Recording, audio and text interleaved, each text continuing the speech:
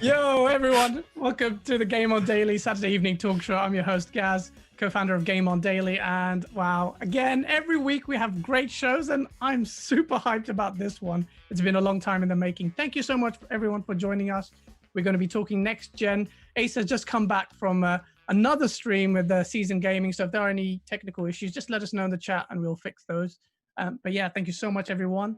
Make sure that you hit the like button, share it out. And we're going to get into the topics pretty soon. But before I do that, let me introduce our incredible guests. So in no particular order, as I see them on my screen. Kid Smooth, thank you so much. We've been trying to get this to work. I think it's 3-4 weeks in the making. Yeah. How are you doing, sir? Thank you so much. It's a pleasure to have you on. Yeah, I'm doing awesome. Happy to be on, dude. Like, I would have been on much long ago, but I have a horrible work schedule that requires my my availability every Saturday. So I kind of got lucky this weekend.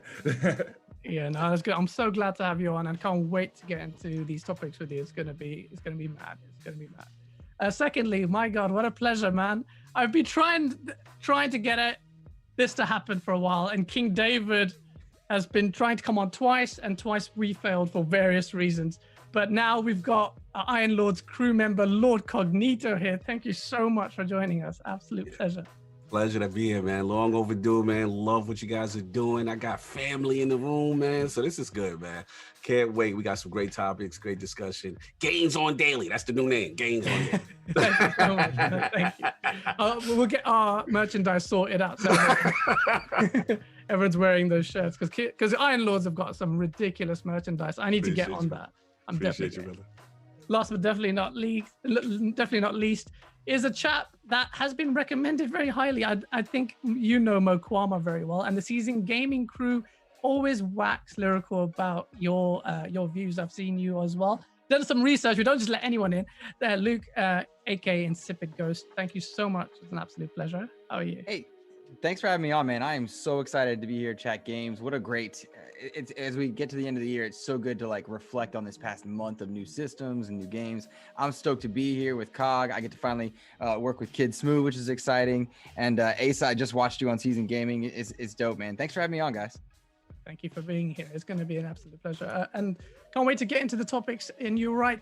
And just as you said, it reminded me, we are nearing the end of the year. So it's a good time to recap what has been going on, and we will be doing that, and you'll see in the topics. Guys in chat, do keep it clean. As always, we will try our best to read your super chat. Remember, this is your show as much as it ours. So if you want to discuss anything particular, do let us know. I'll weave that into the topics we've got at hand. Slightly different this time. A little change to our script. I'm conscious of the fact that I get these incredible content creators, and a suggestion that people have said is, well, we want to know a little bit more about the history of these people coming on. And they're such great guests. You need to delve into it more before I jump in straight into the topic. So I want to ask the guests in order, what their experiences was. Let's start with you, Kid Smooth. Kid Smooth, you've been in the game for a while. I've checked both your channels as well. What made you get into content creation? Well, it was the start of generation of Xbox One and PS4. Coming into the generation as an Xbox guy, I didn't understand like the hoopla. So news, I found Twitter and YouTube to be a new source of information that wasn't like back then. I was relying on Gaming Informer and IGN prior to like YouTube and Twitter. So when I started seeing people make videos, and I was watching some videos, I was coming across people, and I'm like, that's no professional. It's just a regular person making a video. I was like, I can do that. So what happened was when the Xbox One came out, it came up with the Kinect camera. They had Upload Studio, and I made my first like YouTube video, like for like an actual, because my channel before was just a regular commenter channel with like music on there and stuff like that. But when I made my first video with Xbox Kinect and Upload Studio, and I kind of went from there until it kind of just like blew up. But was how I really got into content creation, is like I watched somebody, I saw they were just covering the news in their regular house with their regular webcam and a microphone, and I was like, I can do that. That's the beauty of all this, isn't it? That it's accessible to everyone. The beauty of YouTube. But how has your experience been so far? How would you sum it up? Dude, it's been up and down. YouTube is very I don't know, it's big, it's diverse, and in gaming YouTube, like I look at gaming YouTube different from regular YouTube. There's it's like YouTube itself is its own like country, right? And you have different countries, like a globe, and you have different countries and stuff, different cultures. So where the gaming culture is different, it's ups and downs, and then that sort of breaks off, and I'm in what you will call like the troublesome the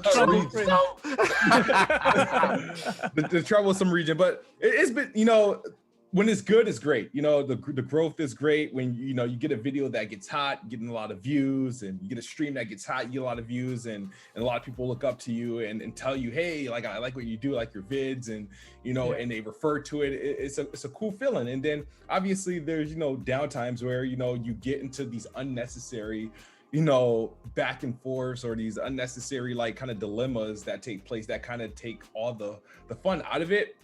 And then sometimes as a gamer, like, because we're all gamers first, this time I found it hard to produce content with 2 brand new consoles coming out. It was like, I just want to play. I don't even want to podcast it. I just want to play. But dude, overall, it's been great. It's this platform, the Xbox, and YouTube is how I became the Kid Smooth everybody knows. So it's been awesome. It's been a long ride, long, slow. I'm going since pretty much 2014 is 2020 now. And, oh damn! Yeah, it's almost like 6 years. That's sick. And then you've got Lord Cognito comes in with a whole clan of people, and literally the Iron Lords clan has been on the radar. Well, before we're quite new here at Game On Daily, and a friend of mine, Jack on the chat, is like, you need to check out the Iron Lord. These guys are incredible. Salute. And I always watch your stuff, and the energy is amazing. You've had amazing guests. Thank you. You guys are very positive. King David is amazing, and what I was always intrigued about this, and I need to know, Cog, how did that come about? Because was it a concerted effort? Did it grow naturally? Well, it's kind of a 2-part story, because we all grew up together. Majority of us, we grew up together, South Bronx, New York.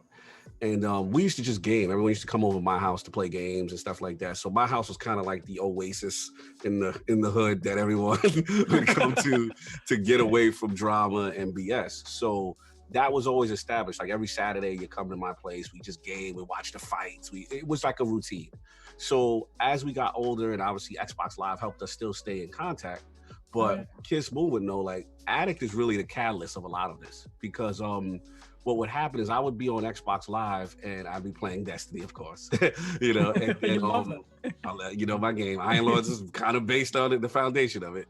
Yeah. So, I would be on, and I think it was him and Anchorman at the time. And I would always be in a part. I'm like, who is this loud kid? Like, he's funny to me. Like, he's just always rambunctious, get into him, but I like him. I was like, he's funny. So, me and him started to get close because we would play Destiny consistency, and he would push me. He would be like, yo, you need to do podcasting. And I'm like, nah, I'm an older guy. That's for you young bucks. I'm too old for that. So he's like, no. So he would push me. So finally, I think he agreed to say, okay, we do a Destiny podcast. He's like, I'll host it, and then I just want you to join. And then as it went on, I started to get the fever, man. I started to get into it. He was like, yo, I think you should host it, and yada, yada, yada. So then that happened, and then it basically went on from changing it. Because people say, hey, we like it, but we don't like Destiny. So they said, we like when you talk about everything else. So then once we opened it up to kind of multi-platform, that's when I spoke, to the family, man. Get King, get Solve, these are, childhood friends, people I grew up with, and let's do it right, because these are the conversations we would normally have. Because Anchorman would tell me, he was like, you guys are doing a podcast and you don't even realize it in Xbox Live party chats. Like, I would listen to this. Okay. So Anchorman and Attic are super key, responsible for kind of pushing us. And then once we got going, it's just more of a sending a positive energy, having fun, and not trying to, get too much with the drama. Just like come out here and bug out and celebrate games. It shows that natural kind of, it makes sense, because that natural kind of like camaraderie really shows, especially on your podcast. It's like, okay. And it makes me jealous. It's like, why don't I have such a cool guys, we've got good chemistry. What are you saying? Yeah, we do. I'm right here. I love you, man. No, I'm just making. No, you guys are doing good, man. I'm hearing good things. I think I came across your content through Dealer, and I was like, wow, it's very informative. You had some great developers. You guys are doing things, man. I was like, yeah, I got to get a part of this, man. Yeah, no, thank you so much. And Dealer, big shout out to him and the RDX crew, everyone in the RDX crew. They're actually lovely people. He's actually, I consider him a very good friend. And yeah, so big shout out to him as well. But yeah, I'm glad he's definitely given us some exposure in the scene, considering we've been here like 4 months. So he's actually G. Last but certainly not least, Luke, how have you been? Because so the conversation I've had with Mo is like, we want to get some really cool guests because you'll love his views on it. It's very sensible. He knows what he's talking about. We get all sorts. I'm the unsensible one. I'm the controversial one. If anything, me and Kid Smooth are more similar to each other than anyone else. And you, Cog, and Asa are probably very similar. But I came across your content. I was watching it, and I was intrigued. What got you into this? And what are your plans as well? Oh, that's a great question. What got me into it was simply put, I like having conversations with people that enjoy video games, and I like debating and discussing those things. And I personally enjoy doing it from a more analytical approach, which is, for anyone that doesn't know, I host a weekly Xbox show called the Xbox Expansion Pass. And it's a bit unique in that it's solo, it's just me. And then from there, I will bring guests on from the industry to expand our knowledge on that, hence the name there. And so developers of games like Ori, Dead Cells, Grounded will come on and talk about what it is they do. Content creators like Andrea Renee or Rebecca Valentine, a journalist, and Ryan McCaffrey, and just different voices from around the industry, not so much to talk about what's going on right then and there at the moment, but really what their role is in the gaming industry. And we do touch topical, like, what's relevant.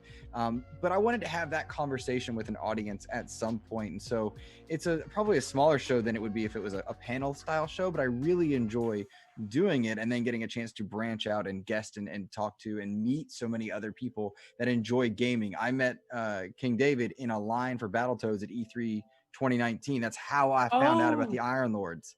Was just bumping into them in line. And now, I mean, I've told Cog before, but like I got their business card just sitting over there near my desk. Like just meeting family of gaming like that is really cool. And I enjoy having conversations and hearing from people in that realm. No, I mean that's the essence of why we do what we do, because the community took us by surprise. Me and Asa have been surprised by just how cogent the content creator community is, of a particular circle as well. We'll go into the politics of it all very quickly, but it's been great. And it's so cool that you naturally just met King David in line and here you are now with Iron Lords on stream. It's a couple of guys from the UK.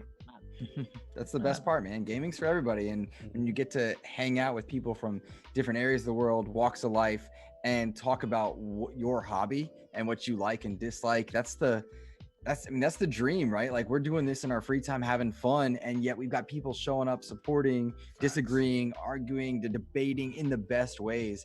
Like, I can't tell you how, amidst this 2020 year, this past month on my social feed has been people celebrating new games, new consoles, talking about what they like, what they want to improve. The discussions have been so much fun. So I am so grateful to have this outlet. And then when we do touch on real life, everyone's supportive and positive and forward thinking. And that's quite necessary. I've seen that. And it's really good. It's really positive. I mean, I didn't even use Twitter until we started a few months ago. So can you imagine the shock that I had, or a positive shock? And then we're kind of seeing the negatives as well. Sure. And Smooths, you see the negatives as well. And I'm going to get into it. Me and you are going to be like buddies in this one. Guys like the smoke. I love the smoke. I fire shots every day. When Phil Spencer's like, everything's tribal and negative, I was like, yeah, get out of here. It's fine. But yeah, within reason, he is right. But now that, it's good to get an idea of, people in chat most likely will know each one of you, or all of you maybe. But it's good to build that understanding. We didn't do that previously. I thought it's time to get that. It makes so much sense now. I want to get into the discussions. Next gen, we're well underway now. 2-3 weeks, we're into it. Things are settling in, but as you expect, there will be controversies as well, also developments. But before that, generally, I wanted to get your because I was watching your unboxing videos, Smooth. How has your experience been with the consoles? Which consoles do you have? Because I know you've got the Xbox Series. I have all of them. I have the Xbox Series X, the Xbox Series S, and the PlayStation 5. And what's your experience been like? The experience is so far, I don't have no wood to knock on, but actually I do brush. No, it's been incredible. When the Xbox came out, it's something about the Xbox where you look at it like, I just want to turn it on. So I've been playing it. I'll even give the S some burn, every now and then, whether it be smaller title or test the 60 frames mode in Valhalla. The PlayStation 5, obviously they have exclusive there. So I've been doing Spider-Man, Astrobot, and even Bug Snacks recently. So what? It's been great. I'm still in that high, that excitement. I don't think the honeymoon phase is over yet. I'm still quite in it. Believe it or not, though, between both the consoles, it's crazy, right? Even though the lack of first party exclusives from Xbox, I've actually been playing my Xbox a lot more than my PlayStation. I am not surprised you said that, Smith. Do you punch your PlayStation in the morning? It's like I look at it. I look at it, wipe a little dust off of it, turn on, make sure my firmware is all up to date and whatnot. But it's an amazing system. It is an amazing system. I have my issues with it, which I covered in my recent review. But it is what it is. The Spider-Man was a dope experience. Can you just summarize your issues with it, though? I'd be interested to know, just for people who haven't seen it. Yeah. So with the PS5, it's like I had to make a couple adjustments, right?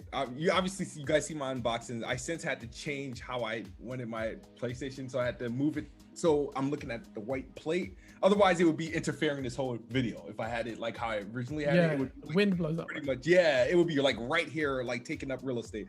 Wait, kid, what do you mean it's taking up real estate? You saying that thing's big? Nah, come on. It's taking up half a screen. You can't see it in stream though, which is good. But yeah. Like I said, if I had it the way I had it earlier, when like at launch, it would be pretty much my face and then the PlayStation sticking right here. But the issue I had with it, and I sort of saw this coming, is just that me being so used to Xbox, it's like, all right, I wanted to get all my Spider-Man trophies, right, from the PlayStation 4 version. Well, I can't do that because of my save uploads. For some reason, I just have no luck with uploads. I think my save files, for some reason, and I'm probably learning this now, is the more I talk. Yeah. I downloaded my save files from PlayStation 4 for all the games that I played and downloaded the games.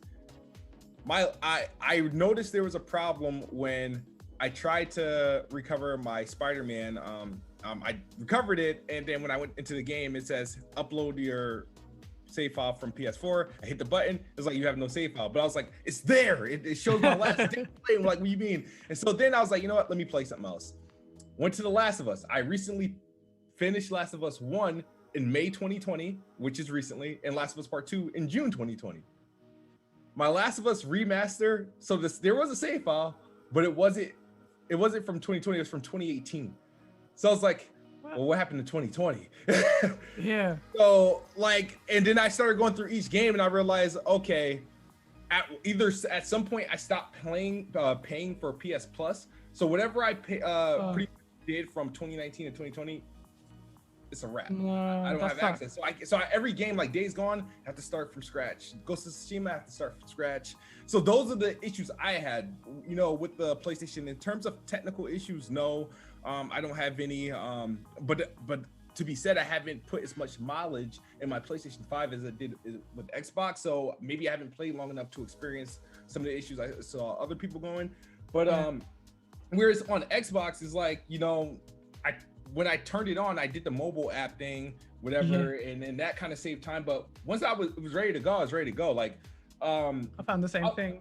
Outside of updating, like downloading the upgrades to the games, any game I previously played on my One X, despite an upgrade or not, my save file was just like, whatever, here you go. Like, I don't have to go look for it. It just I think just there's a works. point about smart delivery, but a lot of people downplayed that. And I think it's starting to rear its qualities now. Like, well, it's not just, whatever they thought, it was just cross saves or whatever. It's actually much more than what people thought it was. They coining names. Why do you have to trademark a name? It's just cross-play. No, it's not. It is not. I read that. I learned that the hard way. It's definitely not. Yeah, it's definitely not. And I think people are quickly swift to realize that. Cog, you quickly ran out there and he came back in, but I hope everything's okay. We can't even hear you. You muted, bro. You muted yourself. Can you hear me now? Yeah, I can hear you. Sorry. Yeah, a bunch of deliveries this week, so I'll be popping in, popping out. Don't want to miss No worries, Continue. What's your experience been like, and what consoles have you got? Yeah, I've got both. Kind of similar situation with the PlayStation. I think again, this is my own fault. This is not me doing my due diligence. I assume, because I'm so used to the Xbox ecosystem, that when I play a game and I go to a different device, everything goes to the cloud, it gets uploaded, and there's no issue. So I platinum Ghost of Tsushima. Like, I got so much save data from my PlayStation 4. And I have PS now, so I assumed that all my data was there. So I get my PS5, and at the time, GameStop was trading, and they had like this great trade-in deals. Yeah, kiddo, right? They had these great trade. They give me like $200 towards a play. I'm like, PlayStation 4 Pro, you're out of here, right? Yeah. So I'm getting my PlayStation 5, and I'm ready to fire it up. And the first thing is, I'm such a Ghost fan, I wanted to see, the 60 frames, and I'm like, New Game Plus, and I'm like, where's the New Game Plus option? Oh no! Why is it grayed out? It's not in the cloud at all, bro. You can't use the PS4 version or whatever. Bro, I lost everything. What a terrible! Oh my god! I've had the same experience with my saves.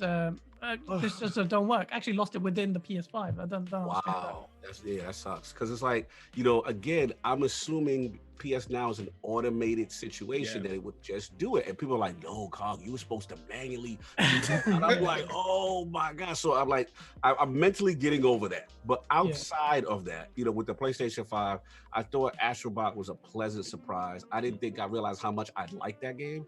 It's a great show.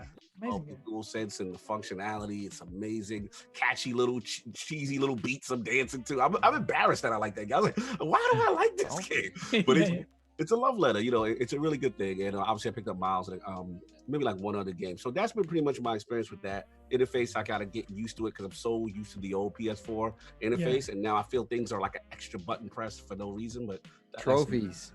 Yeah. Oh yeah. Where are they?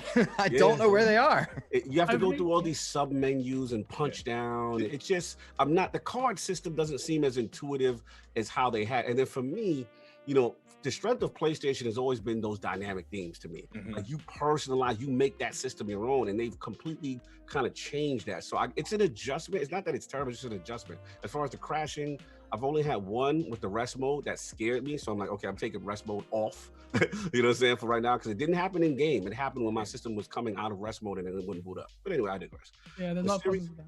Yeah, Series X was. Wait, a question for you about the PlayStation, right? Before you get to the Series X, did you have any trouble finding out how to turn off the console, like from the system? And yes. Okay. You don't hold it, right? Because you can't hold the button.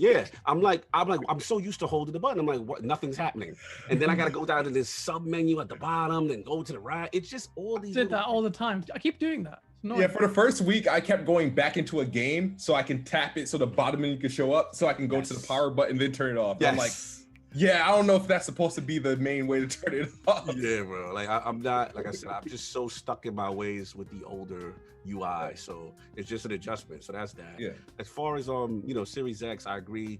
The setup was so easy. I mean, you put the app in.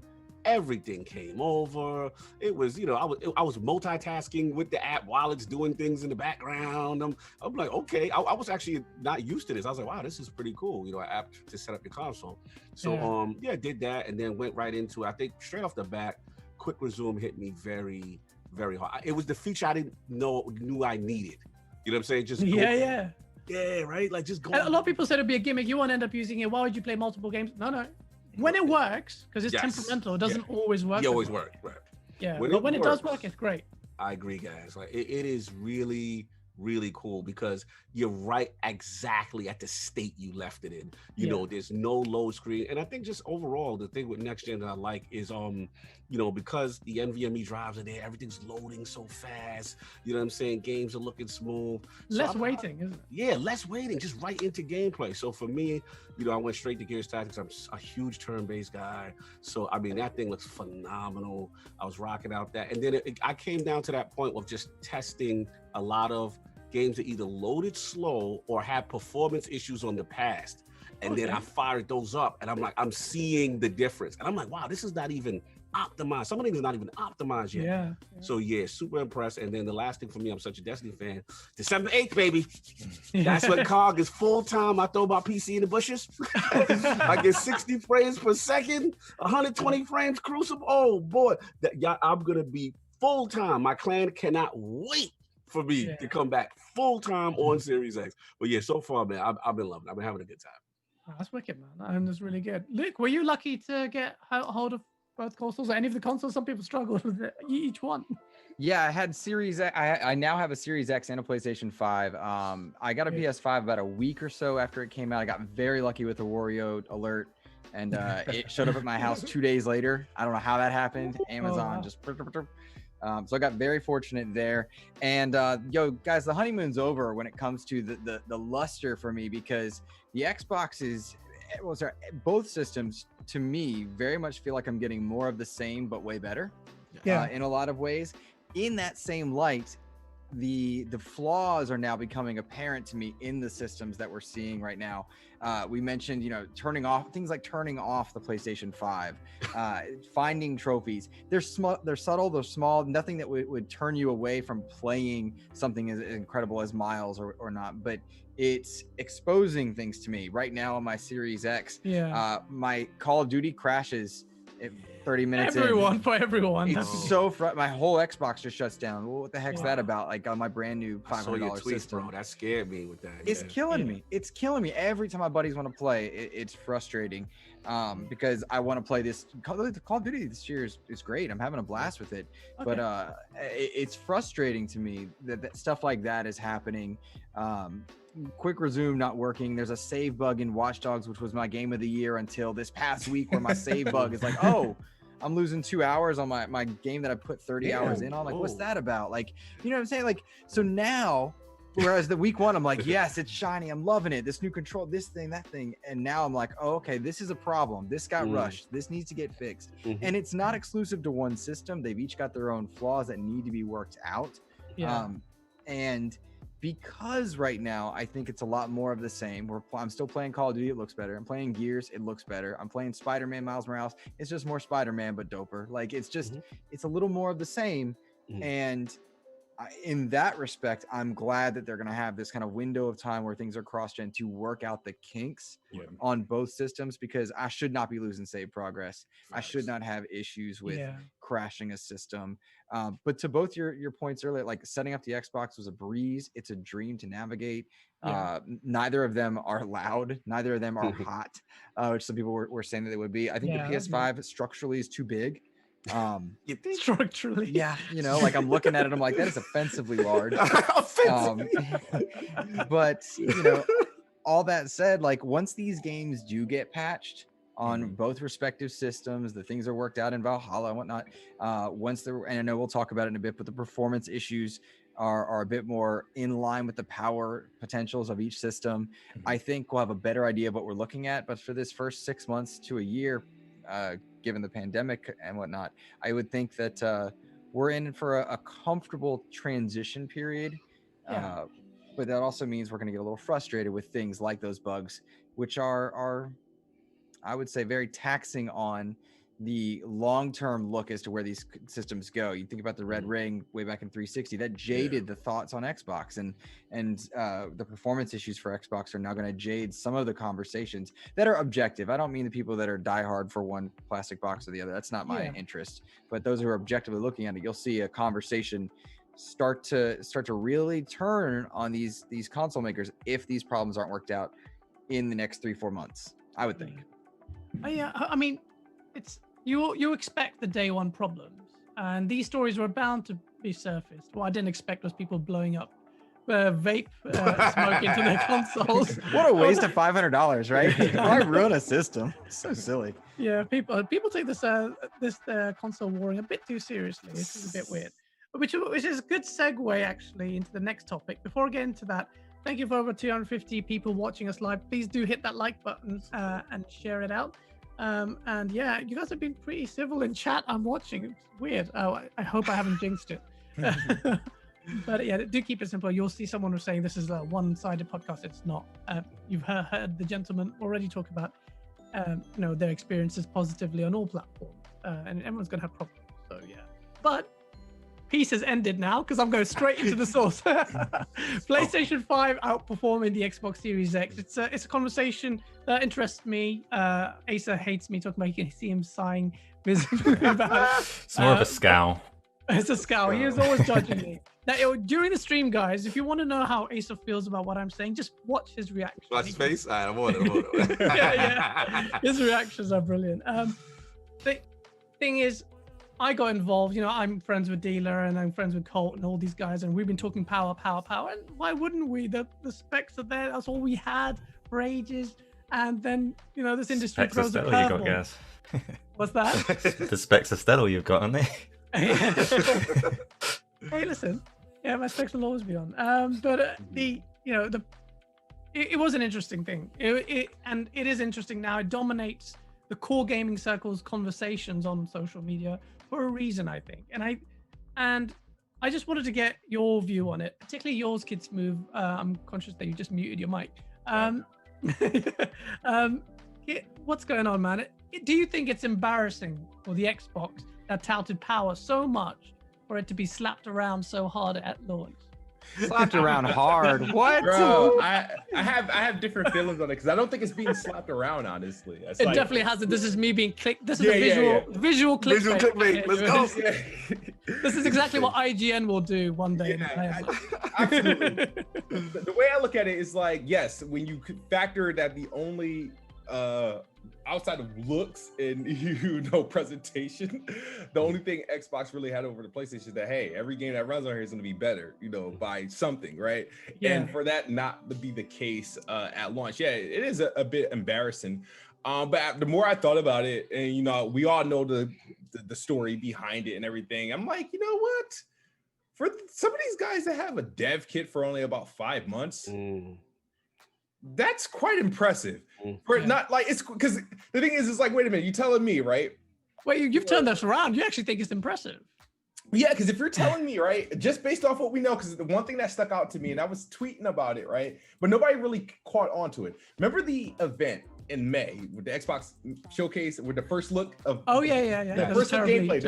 The event people hated because there was no gameplay, right?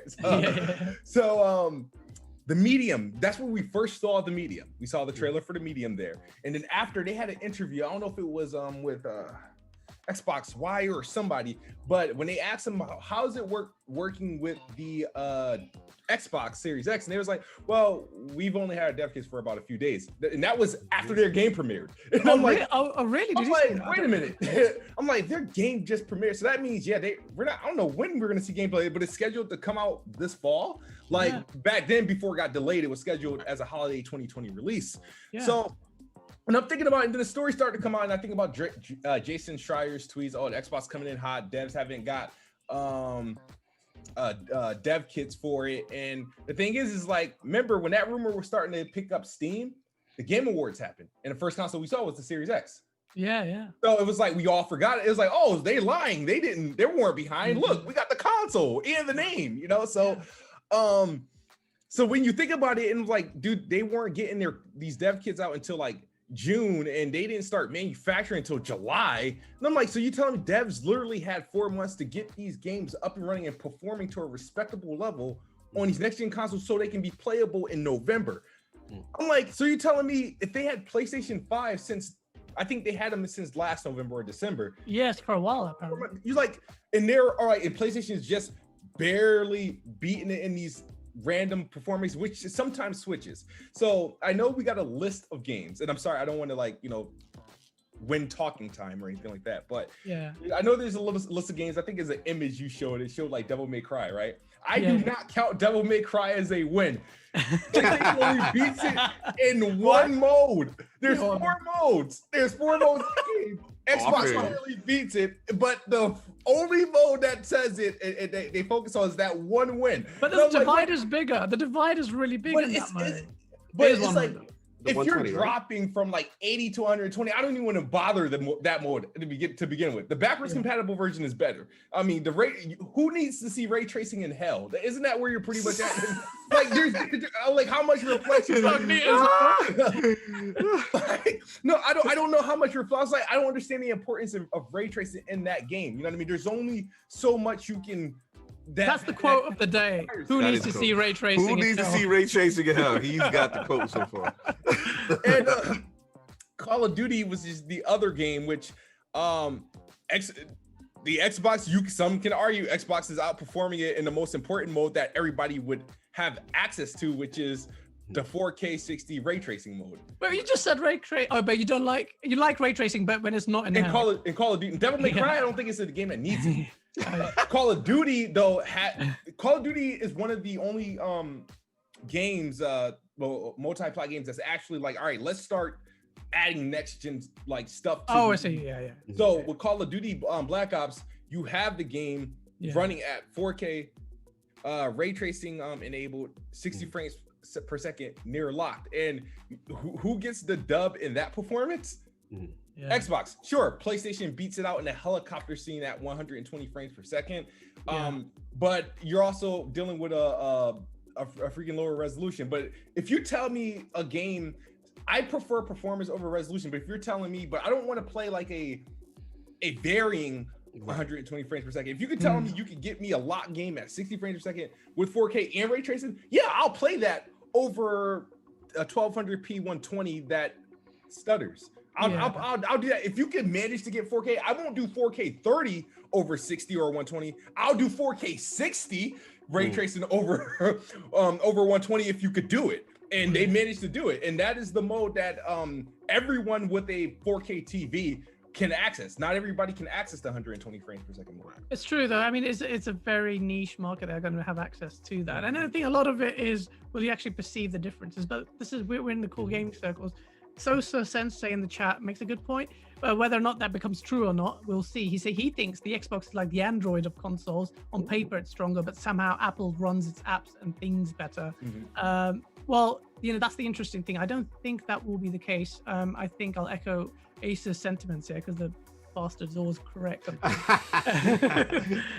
Which is basically you will see the Xbox edge out as the generation goes on.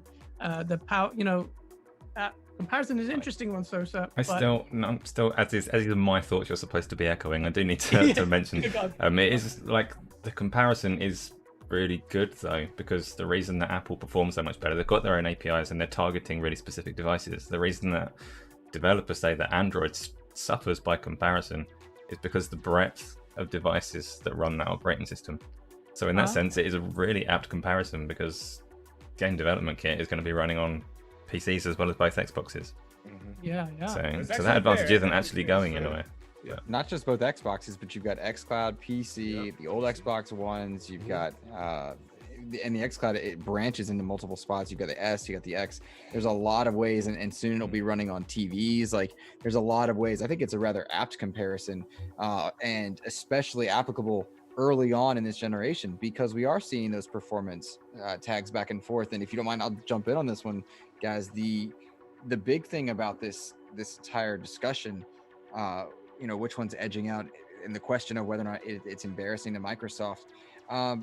Yes, in some ways, because they were preaching power and they're getting outperformed. But to your point that you just made a few moments ago, most people are not going to notice that outperformance. They're going to notice their games crashing, their saves being gone. And I speak from experience, of course, but to Smooth's point, a lot of people don't have that 120 hertz TV and can't register that those early on things. Later on in the generation, that will become evident because those TVs will become more proliferate and then people will see them more often. But early on, it is a bit interesting to note that they are getting outperformed, and I think that that's rather obvious in some cases when you look at Digital Foundry and whatnot, and some of the more technically minded people, which are not myself. But I don't think the experience is suffering on either platform overall. Like I do not care how many snow particles kick up my foot, 7 or 6, like whatever. Like I could not care less. I want my game to work. I want it to run well, and I want it to execute on the developer's vision. And if it's not doing that, then I am upset as a consumer. And you know, again, this blended generation means that what I'm playing right now is more of the same but better. I'm playing Tactics on my Series X, and it's better than it otherwise was or would have been if I was playing the Xbox One version, which I believe is now out. Like it's one of those cases where the new power, you want the best of the best to say you spent $500, $600 getting the best, but the experience is not likely suffering much early on. That's my take on that one. That's a very good take. It's a very good take. You know, the Sosa, you started off well, but then you just degenerated in chat because real sheep buy the Xbox. They think the teraflops is gonna make the games better or something. But see, that's such a silly argument when people jump to that. You started so well. Yeah, it's such a silly thing. Like people should go buy whatever box they want that plays the games they want. I'm a bit more prone to Gears and Halo, so I tend to gravitate towards that ecosystem. My friends are there, but I also go and play other places, and so many of us in these circles do. The idea of sheeple and Xbox and ponies and all that, it's such a silly, wasted, tired argument. And if that's where you're at, then I think you've been left behind in the gaming space. You just have. Like, they're putting xCloud on everything. PlayStation Now is getting better than ever. Their instant games collection is taking some of the best aspects of Game Pass. They are taking from each other the best things to make our lives better for gaming. I play Call of Duty when it works in crossplay every time with one of my best friends. He's a PlayStation guy. He covers a PlayStation show. We meet in the middle and play games together all the time. If you're still in that aspect of arguing sheeps, ponies, and bots, like you, I genuinely think you're behind. Is your friend leveling up faster than you with those PlayStation exclusive perks on Call of Duty? Probably, but in that very same respect, if I was genuinely worried about that, I would have had it on my PlayStation. I would have played it on my PlayStation. And that's a very good argument because Sony is putting down dollars right now to incentivize developers to bring over and make the best of it. And if you don't think they're going to be paying money to Activision and anyone else to make use of their DualShock, or offering incentives, I think is a better way, because I don't mean like buying them out. I just mean like making incentives for them to do that. Then I think you'd be mistaken, because if I had the DualSense in my corner and I'm Sony, I'm going to say, hey, Activision, put a little more time and bonuses in there. We'll send, third-party promotion your way or spotlight your game more just for having the DualSense features there. Why wouldn't you do that? So I know I branched into that, but Asa, you make your joke makes a very good point about there's money that needs to be spent in areas of development and spotlight for both of them. Yeah. Question for you. When you say your Call of Duty crashes, does it crashes during campaign or multiplayer? Multiplayer is where I've been spending a lot of my time. We've tried crossplay, no crossplay, being in party, turning off Dolby Atmos. After X amount of time, it feels to me, and I'm not a technically minded person, like the cache fills up, and after 30 minutes or so, it just shuts down the system, and I have to get up and physically go push the button to turn it back on. My controller will stay on, and if it's rumbling, it'll keep rumbling until the Xbox kicks back in power cycles. It's very strange. Disable ray tracing. If you're disable ray tracing, you don't need it in multiplayer. You don't need it. That's probably what's doing it. I don't know if you have 120 hertz TV. If not that's fine. Not until Tuesday. But right now, flex. In your options, just disable ray tracing off of it if you're doing multiplayer. Ray tracing is only worth if you're playing, campaign when it's supposed to look awesome. Like, you know what I mean? Okay. But multiplayer, because that's just too much. I don't know why it's enabled by default. Because it doesn't need to be, but I think that's what's doing it. Right now, I'm having the same issue with you. Not with Call of Duty. I haven't had a crash with that. It's 2K21 that turns my Xbox off. It just turns it right off. Third quarter, every game that I'm playing online. Not in the middle of a regular game, but if I'm playing online, Third quarter goes off, whether I'm up or down, and I get messages, "Why you quit? Why you quit?" Like, yeah, that's definitely a COD problem. They need to sort that out because that sounds quite serious. We don't think. I'll disable that though. Thank you. Yeah. So That's a bit extreme. He's saying NBA is crashing, and that's a COD problem apparently. Oh, is that? Sorry, I didn't realize they were saying that.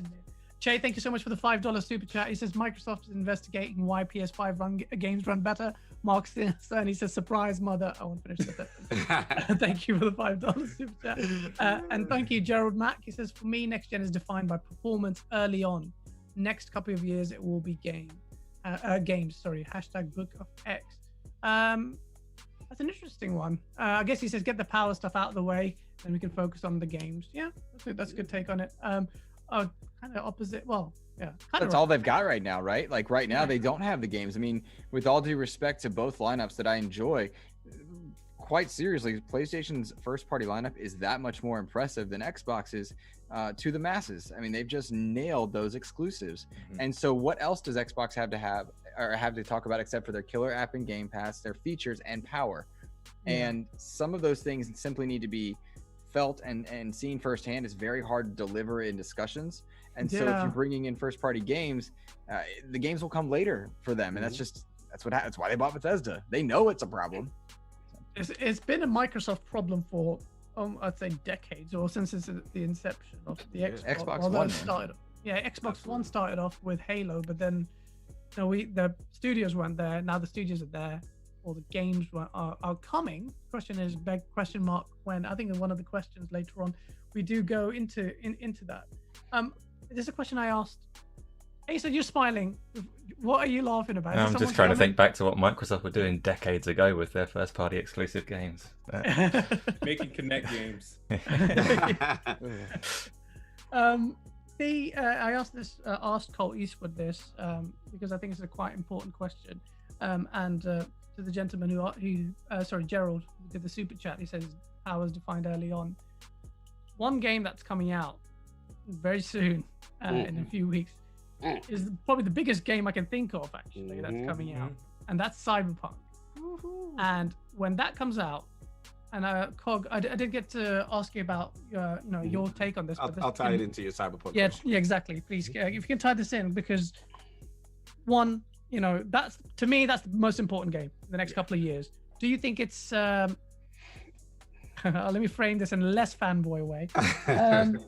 Do you think it's crucial that the Xbox Series X has that game running better on its console as opposed to the PlayStation 5? Great question, guys. I listened to last week. You were very passionate about this subject. And I would shout out to you. Shout out to I'm gonna get Chris Goodell and a couple other cool people. And listen, as I listen to your discussion, I'm kind of leaning your side. And the reason why is because, look, at the end of the day, when you promote your console as the most powerful console, right? And you say that multi-plats are going to be there, people want to see that. Now, to what, Kid's saying, to what Gold's saying, everything everybody's saying is legit. We all know the logistics of why most likely things are happening the way they happen. And they're legit. The problem is that I believe the casual fan or the hardcore fan, they don't really want to hear it because their thing is you don't have a comparable first party lineup right now, right? Yeah. So this was supposed to be the security blanket.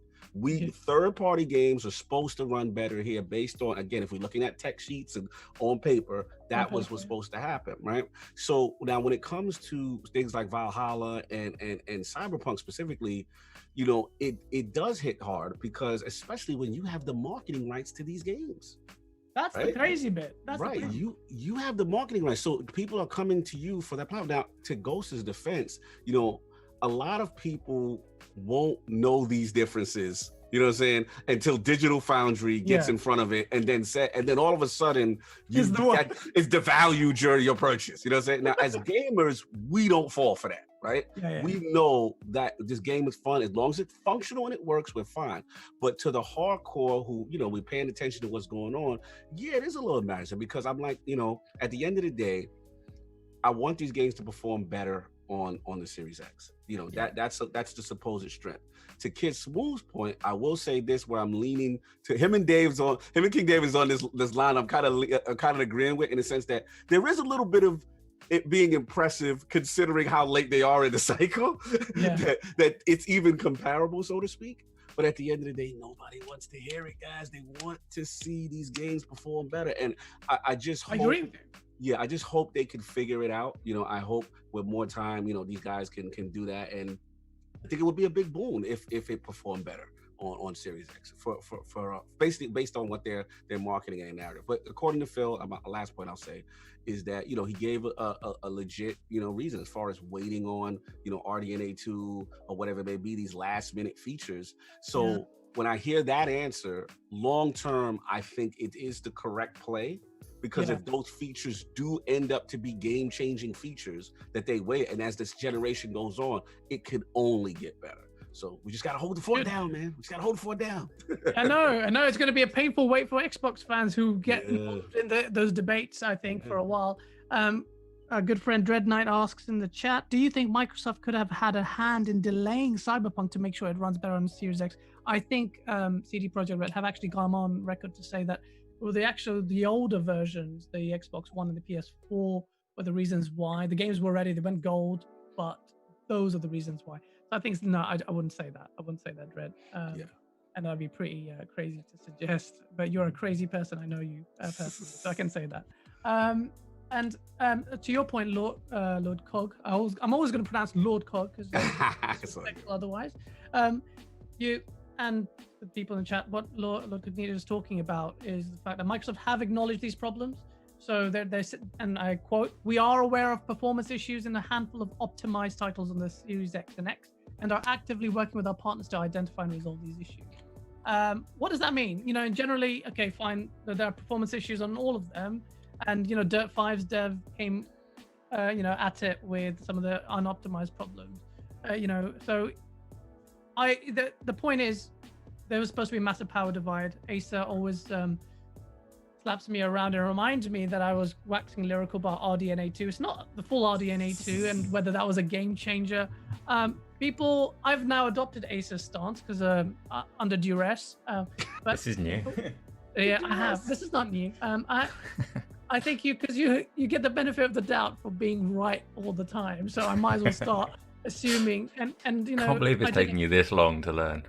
At least I'm learning, So, but a lot of that's assuming if you're correct and RDNA 2 isn't right. But you know, it was that conversation with David Springate when he came on our show, and he was quite, there's room for ambiguity there because he's tied in with NDAs, right? He did say RDNA 2 is a big tool; like it will make differences. You're totally going to misrepresent me now, aren't you? Go on then.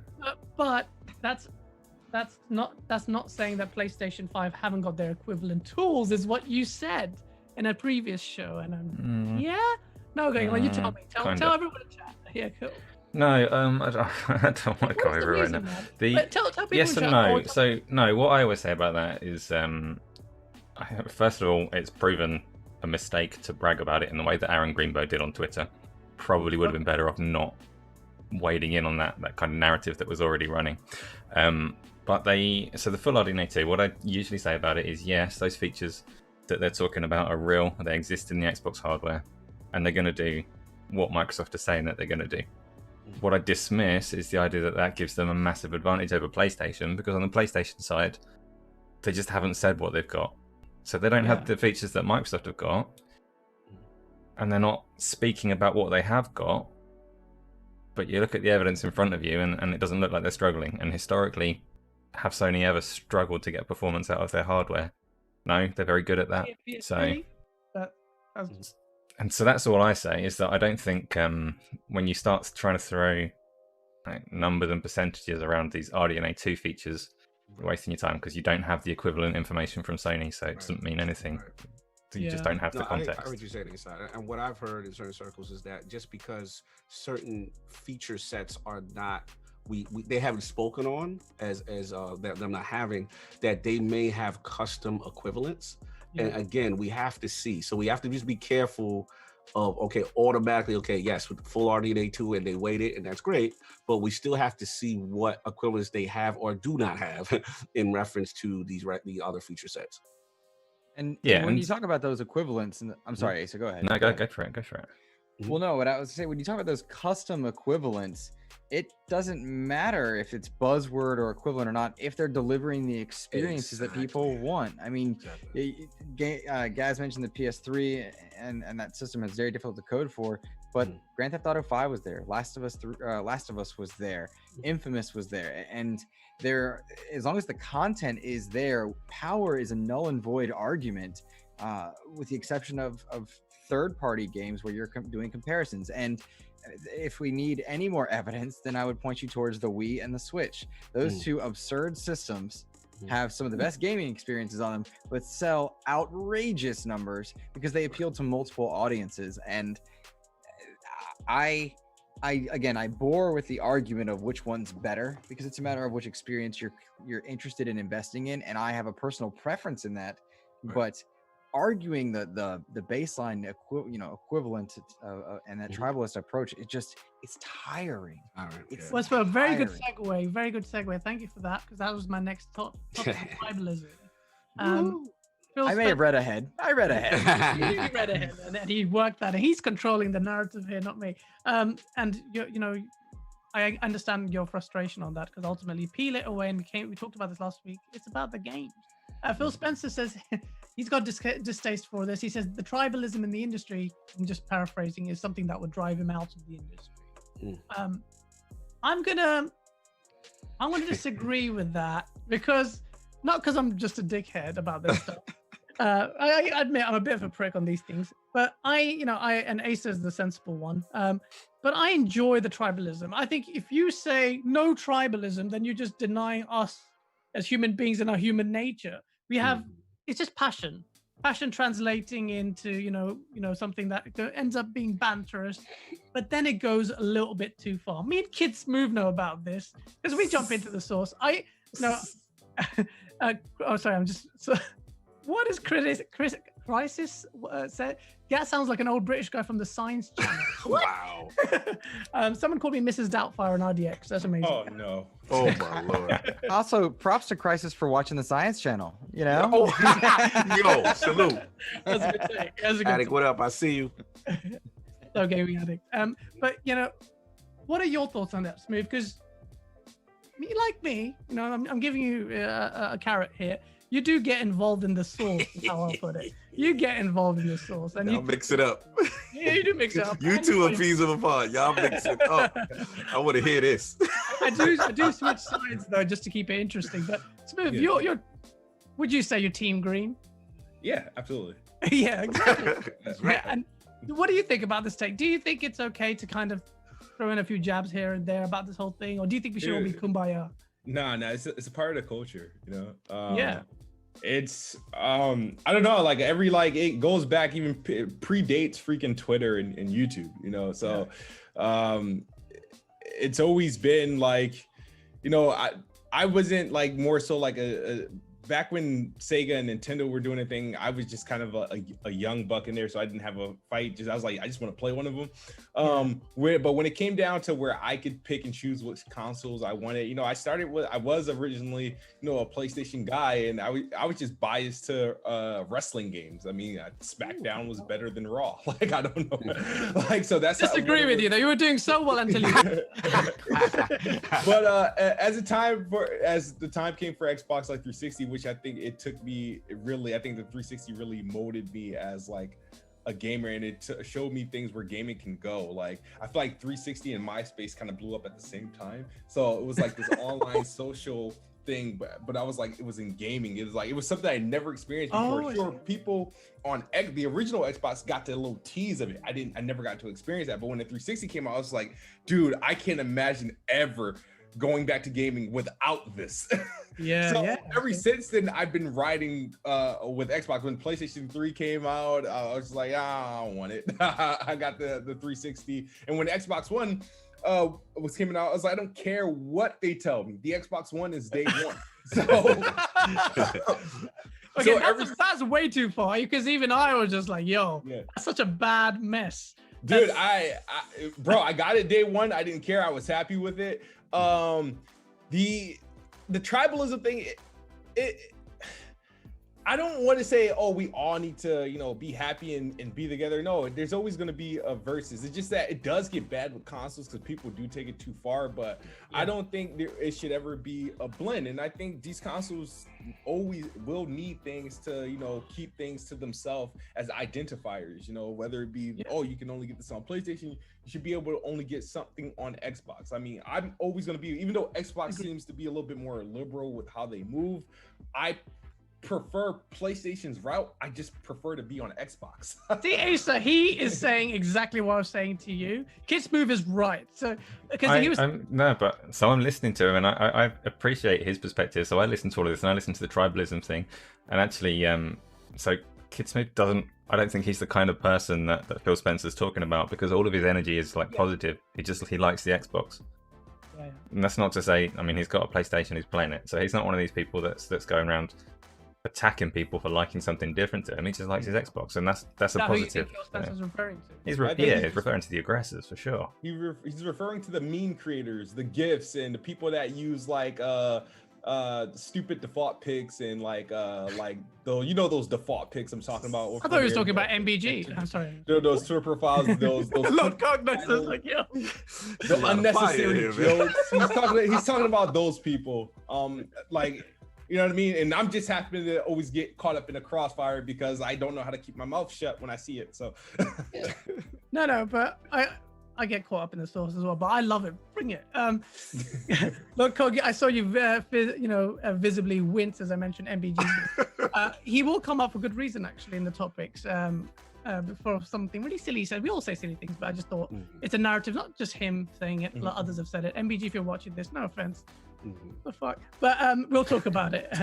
I have invited MBG to the show, by the way, so if he does come on, I'll swiftly apologize and carry on trolling.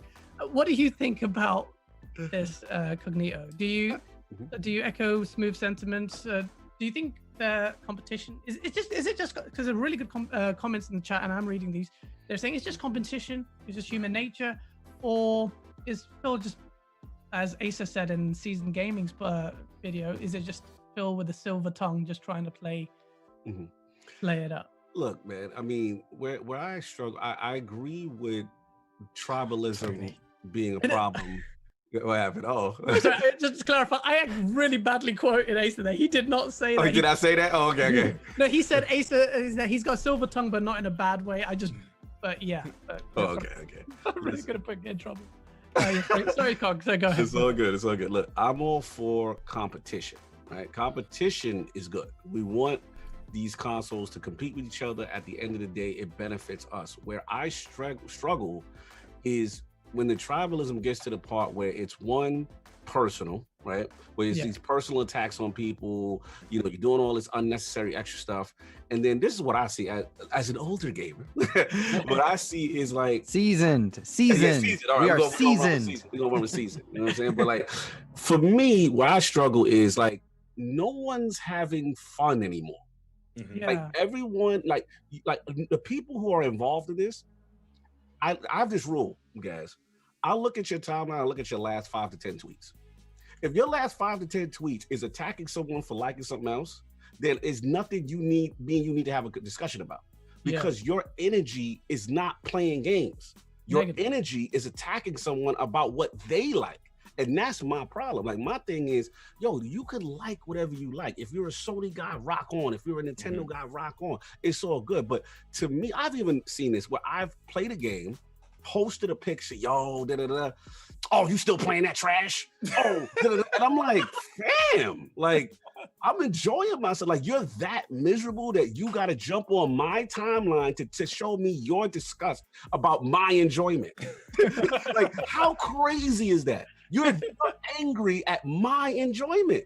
That's what's next level. And the last point I'll make is that I think the problem is this. Again, I don't want to be disrespectful, but a lot of people put the success of these companies into their personal life. Oh, Sony, we did, we rocked MPD, we such and such and such, you know what I'm saying? And it's like, at the end of the day, this is an outlet. At the end of the day, we're all gamers. This culture is what unifies us, right? I'm from a day where people were clowned to play games. Oh, you play games? Like, like you geek, you a nerd. Like, I'm from that culture. So for me, I look at this and people are like beefing with each other personally over a thing that's supposed to unify us. That is mind-boggling stupid to me. Like, I don't get it. Now, I get healthy debate. I get competition. Hey, Game Pass. Hey, Sony first party exclusives. These are things that Microsoft needs to improve. I get that. But once they cross the line personal, I got that 5-tweet rule, or it's off with your head. It's off with your head. I'm blocking you up out of here. That's it. Well said. And you actually made me realize there was a time where we were in the fringes. That gaming wasn't there. It was the uncool thing to do. Now it's become like prominent. Everyone I know plays games, and now you're right. This is supposed to be our unifier, and kind of turned it to shit like human beings always do. Damn it, human race. Yeah, it's funny. If there was a girl I was attracted to in the mall and they saw me in GameStop, I would hide behind the game rack. Who's embarrassed? And now you're like, yo, if she sees me in GameStop and she's interested, that's the one. That's the one. But yo, can I jump in on this tribalism thing? Mm-hmm. I wanted to echo a lot of what Cog was saying about the energy and the negativity that people put out, because when it becomes personal and you're attacking, that I think is really what Phil Spencer was alluding to. Lately, I've heard people say things equivalent to like, well, attacking Xbox because they want to sing Kumbaya with everyone. First of all, there's nothing wrong with singing Kumbaya. That's dope. You get more people chatting about what you like.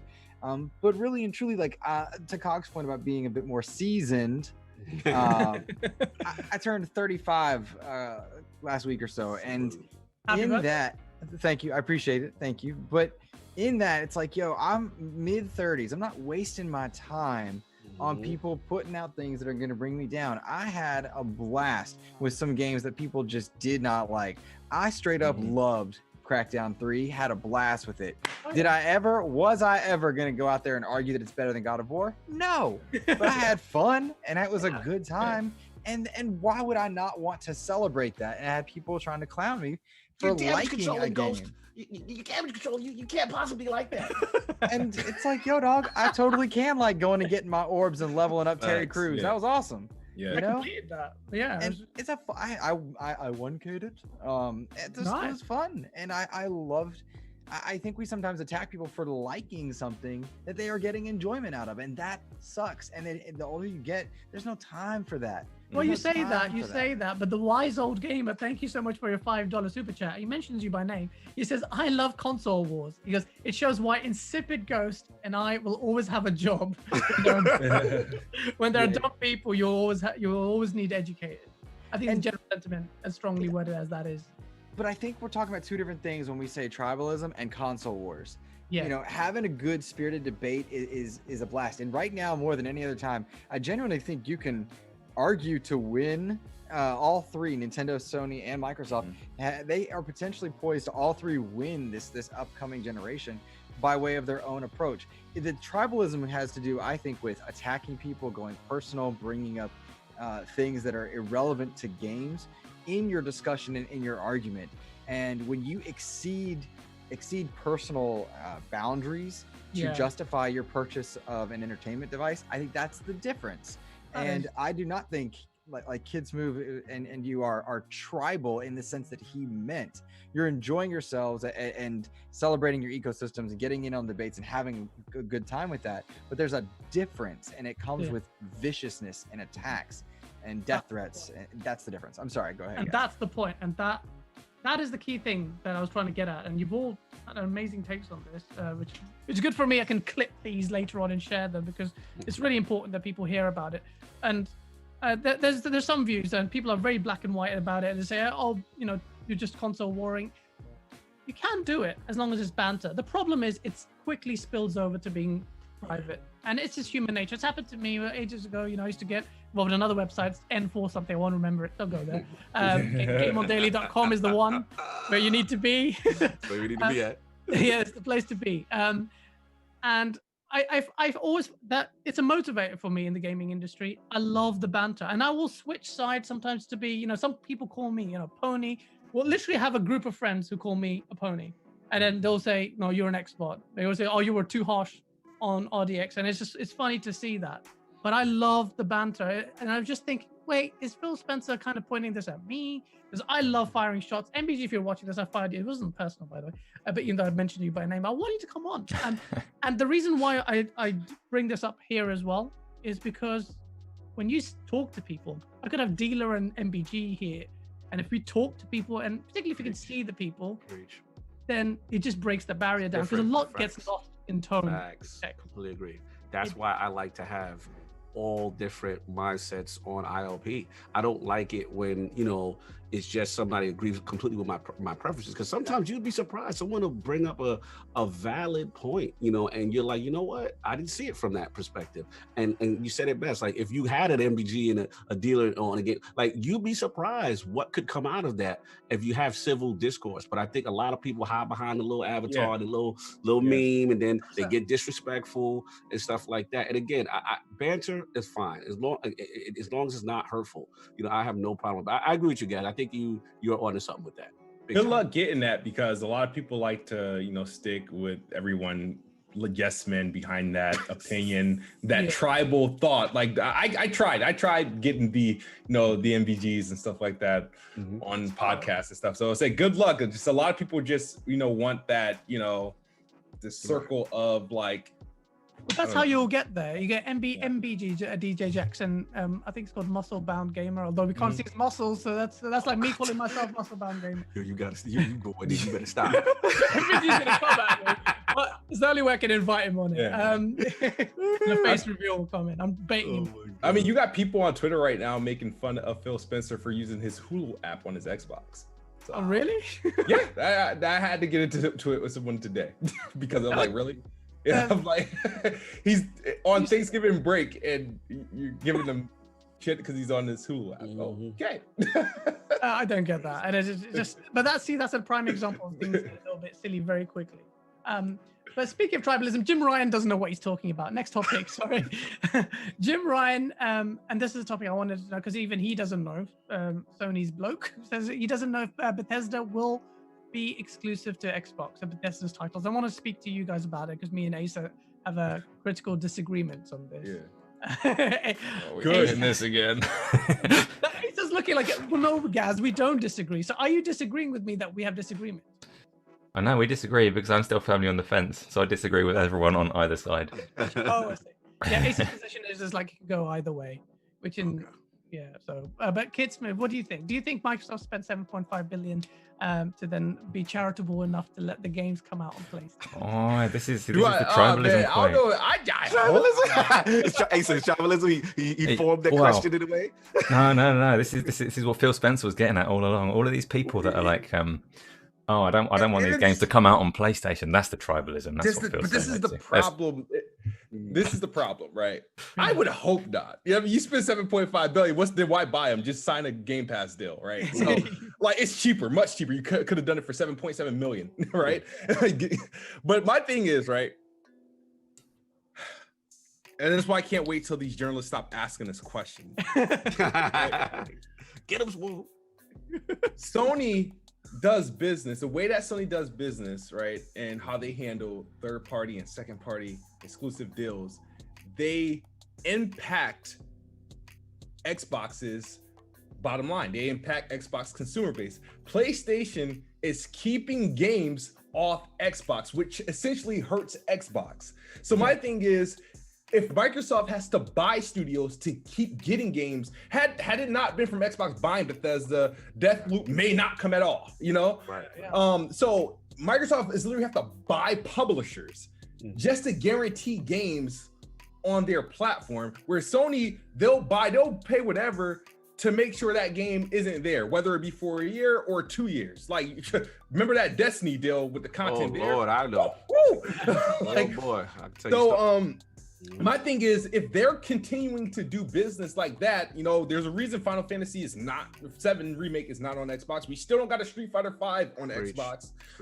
Like we have to go to Japan and do whatever to Sega to get those Yakuza games on Xbox. It's like Persona still, that's not owned by Sony. You know what I mean? So it's like, when you think about it, it's like their business model to gain exclusive content for their platform, which is good for their users, it's hurting Xbox users because that's content Xbox users can't get. And if the pretty much the success of Game Pass is all dependent on content, then Sony's hurting you.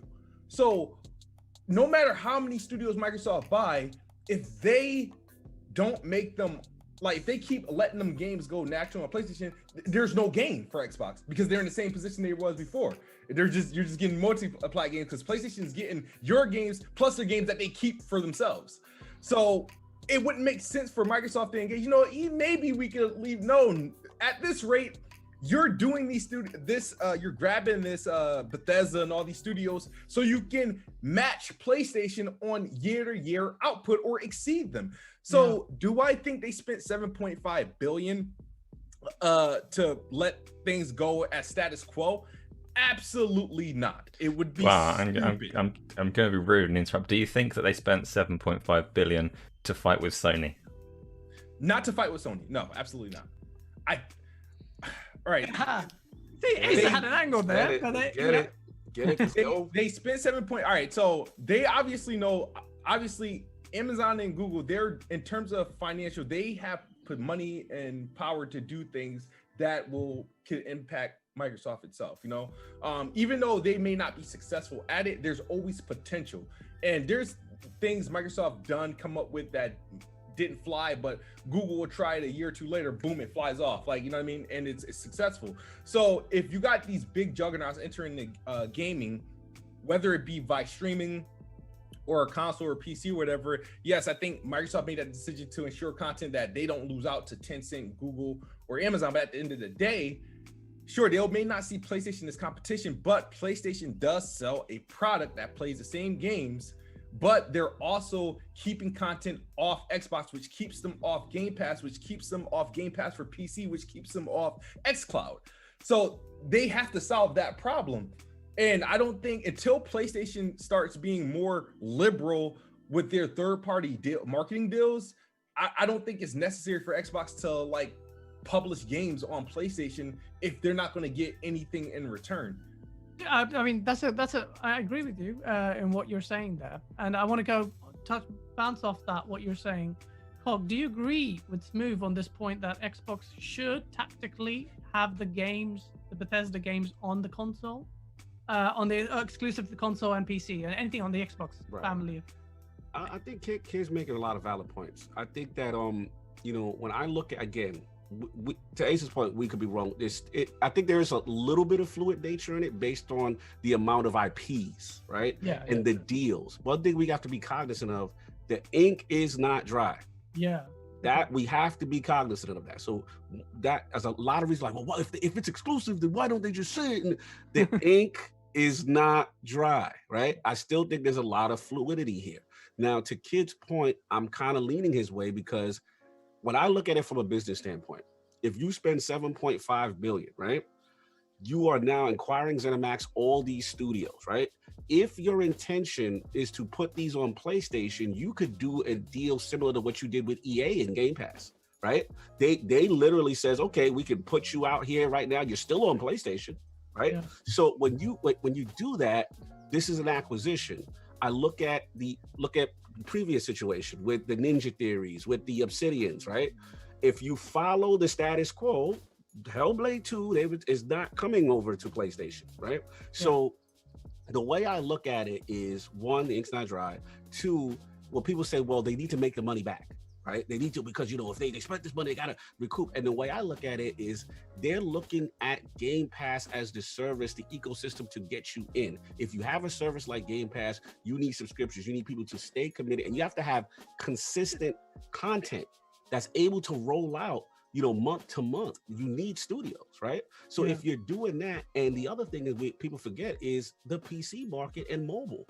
This is a global strategy. They're trying to reach so people's like, oh, they need the PlayStation money. Phil even said it. There is a scenario where we don't need to do this, right? He actually said the scenario.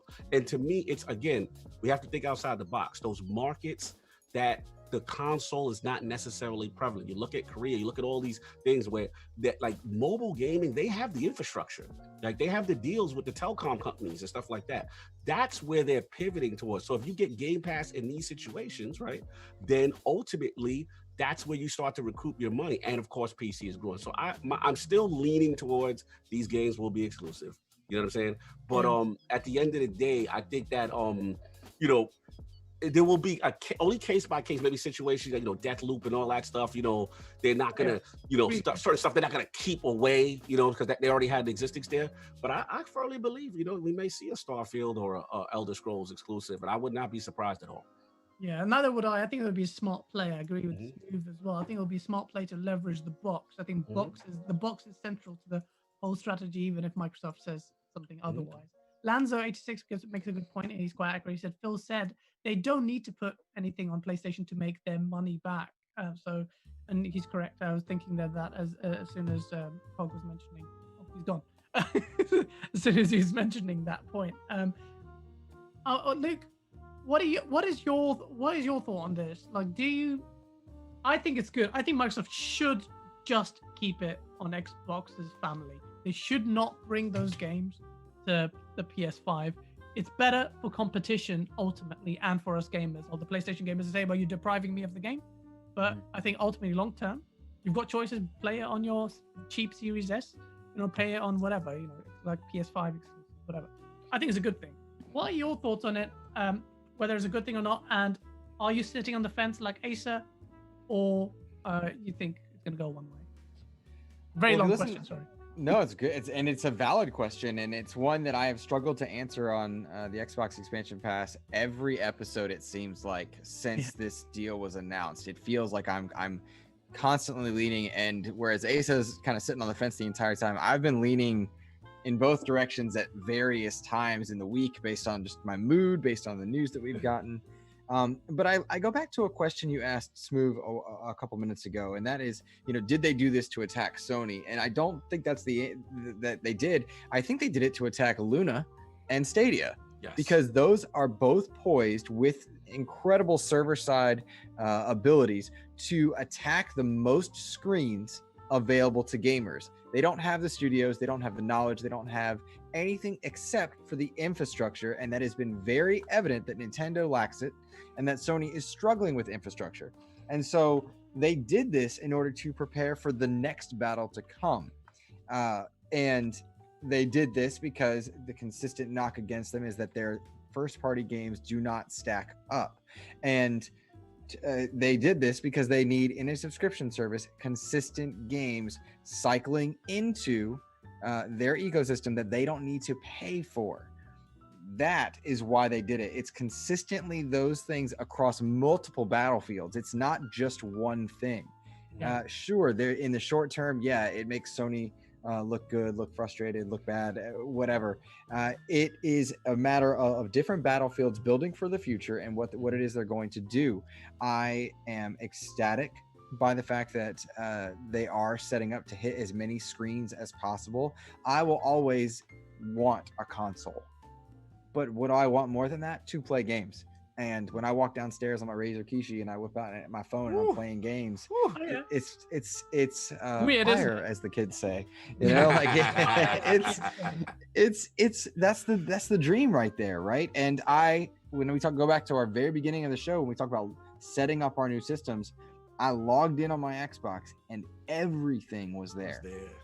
Everything. None of the mess ups or hiccups that come with loading your save manually wasn't. And I think that is why this Zenimax deal, this Bethesda exclusivity, it is what it is, and it's so we're tiptoeing on it because it's building towards a future. And at the big picture, I don't care if some of them are exclusive and some are not. If my experience is good, my experience is best on Xbox, then I think it justifies my support in that particular ecosystem at the time. But I will always go where I feel I am most valued as a customer, and Sony's doing a great job valuing their customers. That instant game collection on PS5 is fantastic. Xbox treats me like gold with so many games in It's Game funny you Pass. mentioned gold because it's treating you like shit with Xbox Live. Xbox Live Gold or Games with Gold rather is a very different thing. That needs to go away. They need to get rid of that. They need to get rid of it. Yeah, It's outdated. That's not in the agenda, but I actually think you've actually missed it because if I recall this, I want to talk to you about it. Don't move Can on I from point out Bethesda one yet. thing before you do? Yeah, One thing before you do. Games with Gold did not exist at the end of the 360 or Preach. beginning of the Xbox One Preach. generation. It Yeah. exists now because PlayStation Plus was losing, Exactly. incentivized, and then kicked it up a notch. Mhm. And now, and the And same wait, thing. and PlayStation Plus exists. Why? Because the Xbox 360 had its online Facts. infrastructure so Facts. good Correct. that they had no Correct. choice. They didn't have enough RAM Mhm. to have party chat. They couldn't do this, and this is what. And it's competition. isn't it? Competition, baby. Exactly. And that's the instant game collection is a byproduct of the value from Game Pass. And it's those things that are building to our bigger argument overall. And that's the kind of the tie into that. And Games with Gold now they've decided to go a different route. There are some good games that cycle in, they're not big games, but they're not turning eyebrows at anyone. If anything, it's become a meme at this point. Yeah. And that's not healthy either. They need to stop announcing it and just let it Yeah, slide in. I think they probably have a plan to phase it out at some point. 'Cause it's obvious where the focus is. It's not Games of Gold. It's Game Pass. I think they probably do phase it out, whatever that timetable is. Yeah, I mean, I didn't even until I saw that on. I think Colt Eastwood made a tweet on it.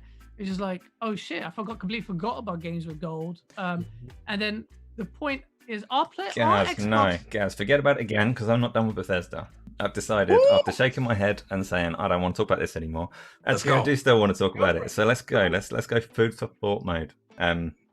First of all, gonna establish my position on the fence. Okay. So everything that the people on this panel have said, everything loads of people say about the reasons that Microsoft might want to keep these games off of PlayStation.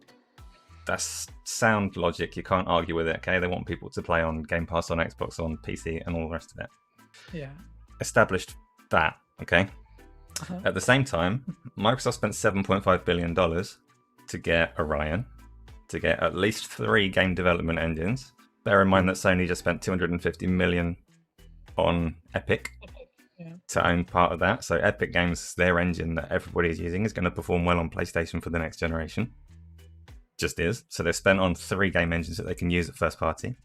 They've spent on those catalogs of games that they can bring onto Game Pass, regardless of where else it goes.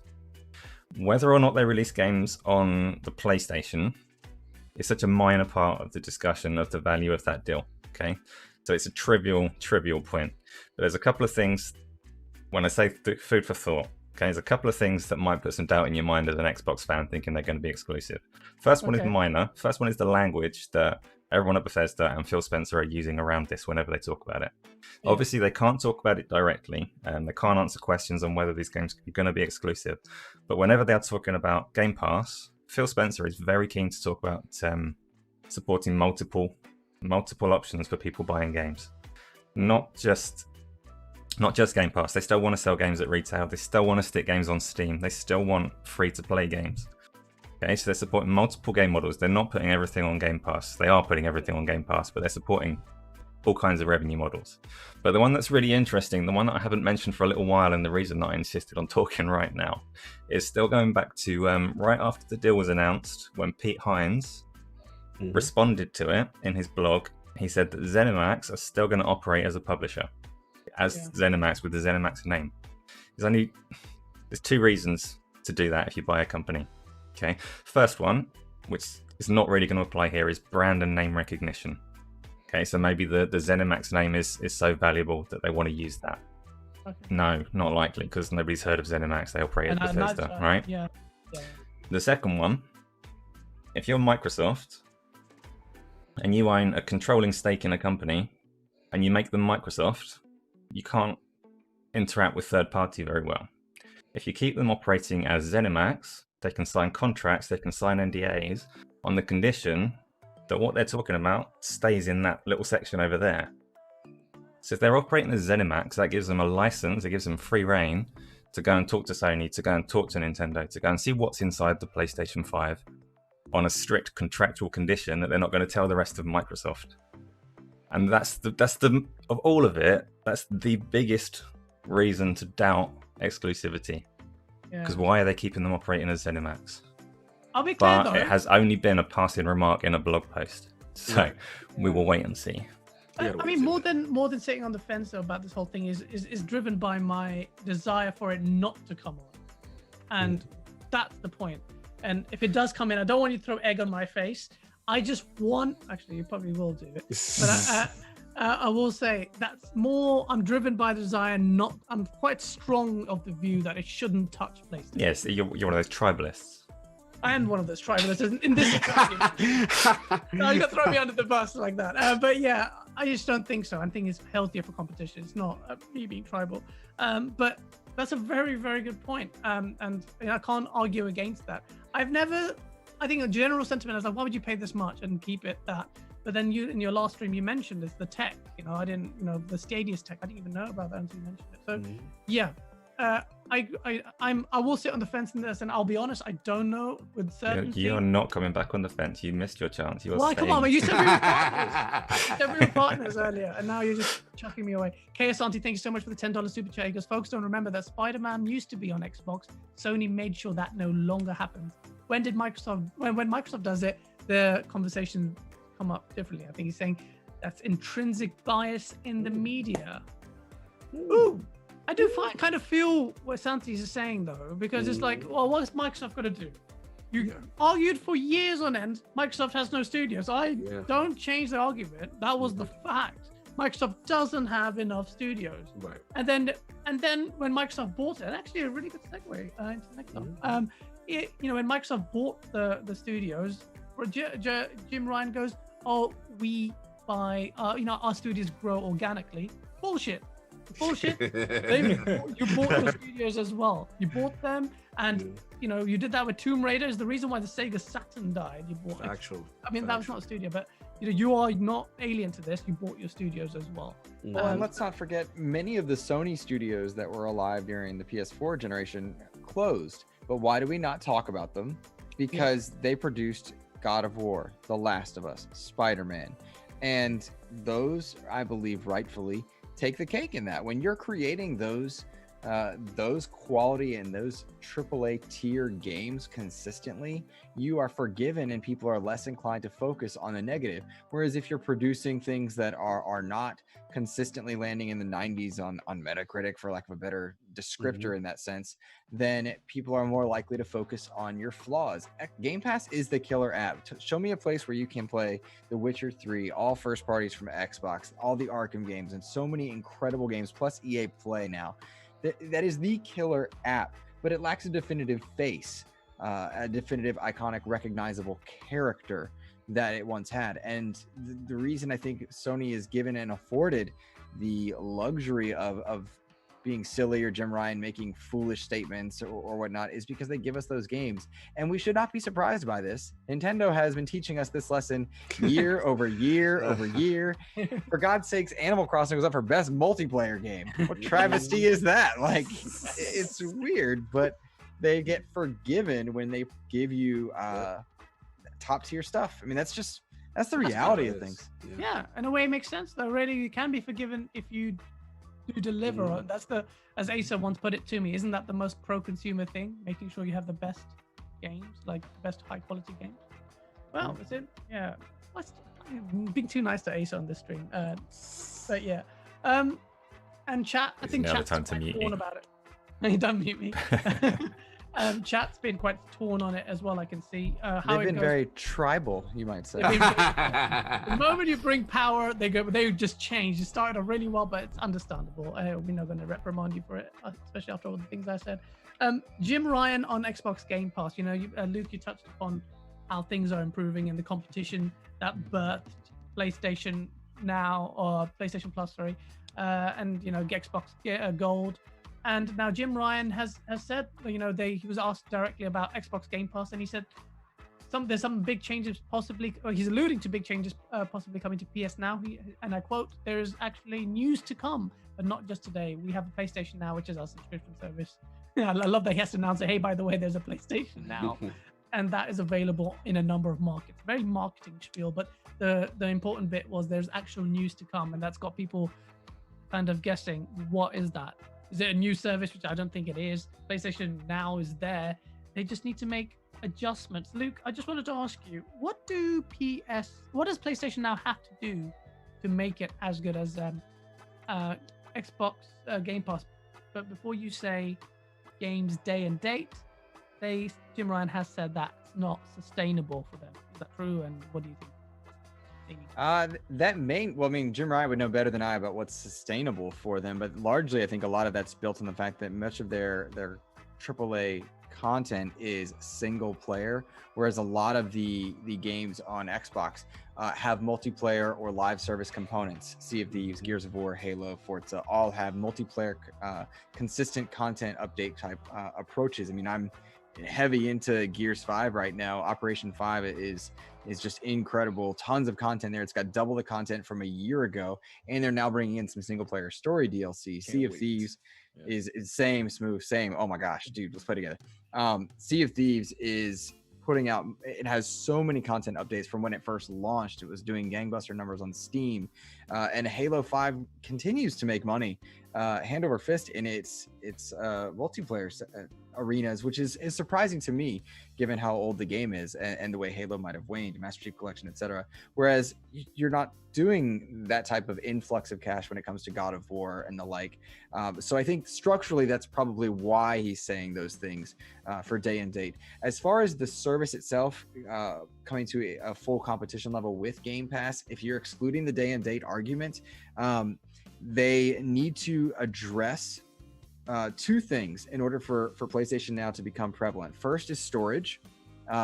There's no way to expand your storage currently on PlayStation 5. We know it's coming, but it's not there yet. The alternative on Xbox is too expensive, but it does exist. Yeah. So storing games is definitely a problem. And second is they need to find a way to get some of those games more comfortably playable on their PlayStation 5, because my understanding is there's a huge swath of games, just way like it eclipses in terms of amount for Game Pass. PlayStation Now has like close to 1,000 games because they hit backlogs of PlayStation 1, 2, 3, but not all of them are downloadable due to the way that they were built. The cell processor, cell structure, I think, of the PS3 is what I remember hearing. They've got to find a way to get that on system. They've got to find a way to get that to where you can download it and play it so that you don't have the latency issues that will pop up. Maybe they want to address that by way of Stadia Technologies, Luna Technologies, the cloud-based approach, because it's they're getting not... bed with Azure, though, aren't they, with Microsoft? Maybe possibly rectify that. They got in good on that one. The Gaikai I purchased many years ago is what many people also cite as well. I don't think that panned out the way they perhaps wanted, at least not on the outside of it looking in. It doesn't look like it did. But those are the big answers. They need to address storage and then getting away to have some of those games be on that storage so that you're not dealing with the intense latency issues. Now, I know Cog and a few of you guys have dabbled in like multiplayer sessions of Destiny, Stadia, and that kind of thing. I don't know how well that runs. I know that when I play xCloud on my phone, I can play in some Gears. It's great. It's fine. It's not the optimal experience, but it's doable. I think I would not want to sit down to play Uncharted start to finish in a latency prone environment like PlayStation Now. So I guess those are the answers that I have for you if you exclude the day and date argument. I think that's probably the answer I'll go with. No, I mean that's a good point. I think outside of the day and date, your hands are kind of tied, but I actually didn't consider the whole point about the storage, because ultimately you've got loads of games, and the problem is that the games are streamed and you want it local. You just sort the storage out, and 600 or whatever gigabytes. It's gonna Call of Duty alone will probably it goes too quick. It goes too quick on my Series X, and if I was maining my PS5 and doing more than what I've got on there, which is like Miles and a few of the more relevant recent ones, dude, it's just gone way too quickly, and that's just not acceptable in an age where we should have an alternative. At least on Xbox, you can put it on an external drive to store, and then you can move it over so the velocity is taken in. You can have the $200 expansion thing, which is too much, but so it goes. The options exist. Sony just needs to make those options exist. Yeah, they do. Jahan Cross in the chat goes, "Where's Jess Corden?" I think you've joined the wrong stream. Asa, a Game on Daily says, "Why am I not a mod?" I have no idea. And he says, "Mod me, you nugget." I read that super chat. I can't do that. I'm on the phone right now. Sorry, Asa. Apologies for that. Smooth. like, what do you think? Do you think PlayStation now has a chance to catch up at Game Pass without the whole day and date thing, or is that crucial to have parity in terms of value proposition? I don't know. When I'm on Twitter, people tell me PlayStation Now is much better than Game Pass because it has a ton of games. Sorry, my laugh was a default reaction to that crazy sentence. Come at me. I don't know what PlayStation can do, only because, all right, if you're not going to put, they have a commitment issue, right? Because even when they, like beta tested first party games in there, they did it temporarily. Like, all right, 90 days, or I think 90 days or less, that they had like God of War and like Spider-Man in there. And then I feel like what they would have to do is, all right, if you're not going to put first party games in there day one, you got to work harder to get third party games in there day one, because that will be a one up on Xbox that you can get. If you get like a major third party, their day and date release, and you have to send out confirmation that once your first party eventually go in, they stay in. Like with Xbox, when their first party go in, they stay in. They're never going to leave, Yeah. So for PlayStation, we don't know that. It's like, yeah, you need to get this and we'll let you have it until this date. Also, the difference between Game Pass and PS Now. Game Pass, I got an opportunity to buy that game for a discounted rate before it leaves. They warn you when the game's leaving out and you got a chance to buy it, right? PlayStation, I don't know if they offered a discount if you buy it while it's in PlayStation Now. Game Pass also gives me perks like the reward points, and every time I go in and I get an achievement for a game that's in Game Pass, I get some reward points that I then redeem on like Xbox.com, and that turns into a gift card. It turns into something. So I think it's just the way, if PlayStation, they can do it. I don't know if they'll ever surpass it. They have a user base that could surpass Xbox. They just have to, I guess, promote it in a proper light. Xbox is kind of pushing Game Pass like as the de facto platform. PlayStation's treating it secondary. But Game Pass, like, it gets current. It has a lot of IPs in there. EA Access only helps it. I think PlayStation would have to make equivalent moves to make PlayStation Now more appetizing to its users, Yeah, the numbers don't lie. I mean, these are old numbers now because the numbers change so much. Yeah. I think summer of this year, it was around about 2.4. I think it was 2.2. I'd say 2.4 PS Plus subscribers, and it was 10 million Game Pass. Now it's 15. 15 was the last reported number for Game 15, Pass. sorry, 15. When I think they announced that when they it was like the last major announcement with Xbox Series X and S.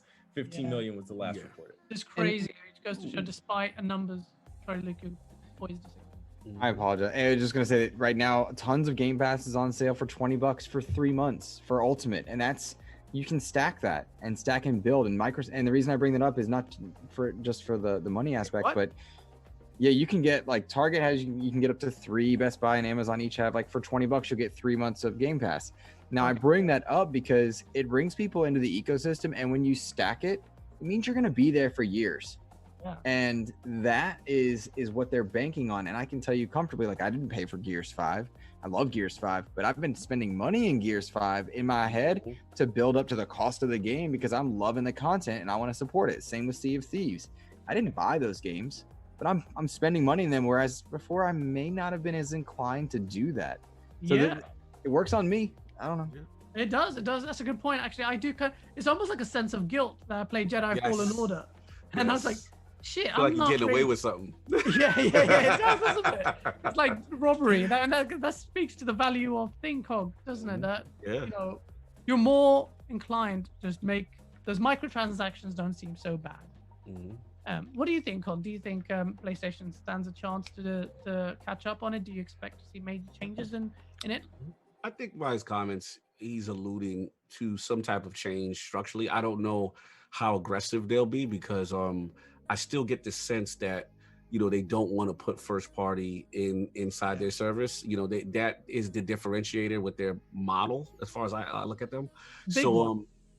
Now when I will say, when I booted up PS5 and I saw that Legacy collection, right?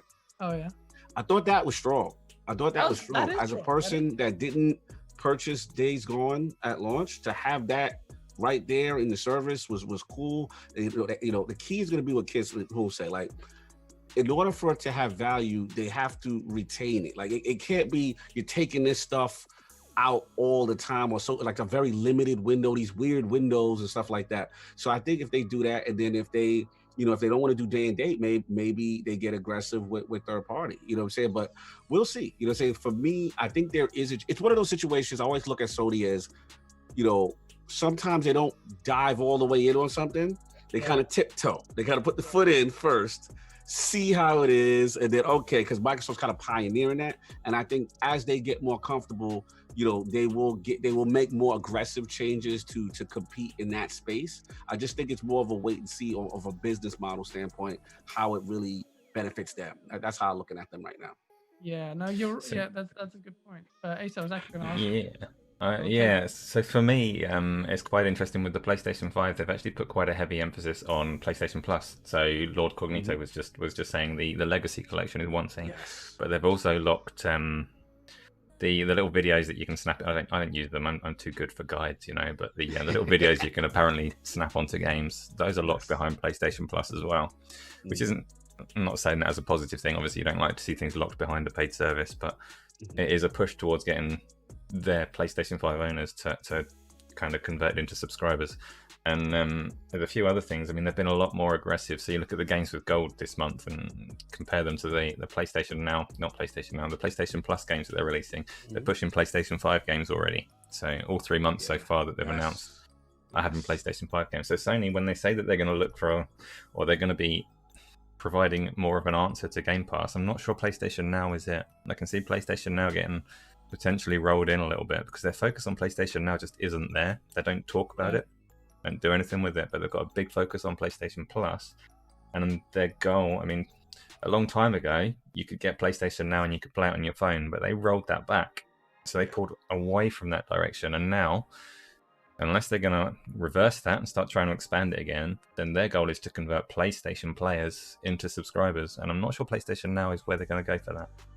You can see PlayStation Plus and that PlayStation Legacy Collection expanding over time. That's probably more sustainable for someone like Sony as well, isn't it? It hasn't got the financial might of someone like Microsoft to be able to push it. It's purely guesswork and purely based on what they talk about, because they just seem to have so much more focus on Plus at the moment than they have on Now. But we'll see.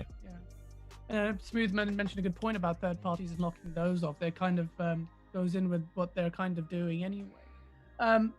And Luke, you actually mentioned a really good point that I didn't consider in much depth, and it actually ties into the next topic. The PlayStation 5 controller has been met very positively all around. I personally never really liked the PlayStation controllers.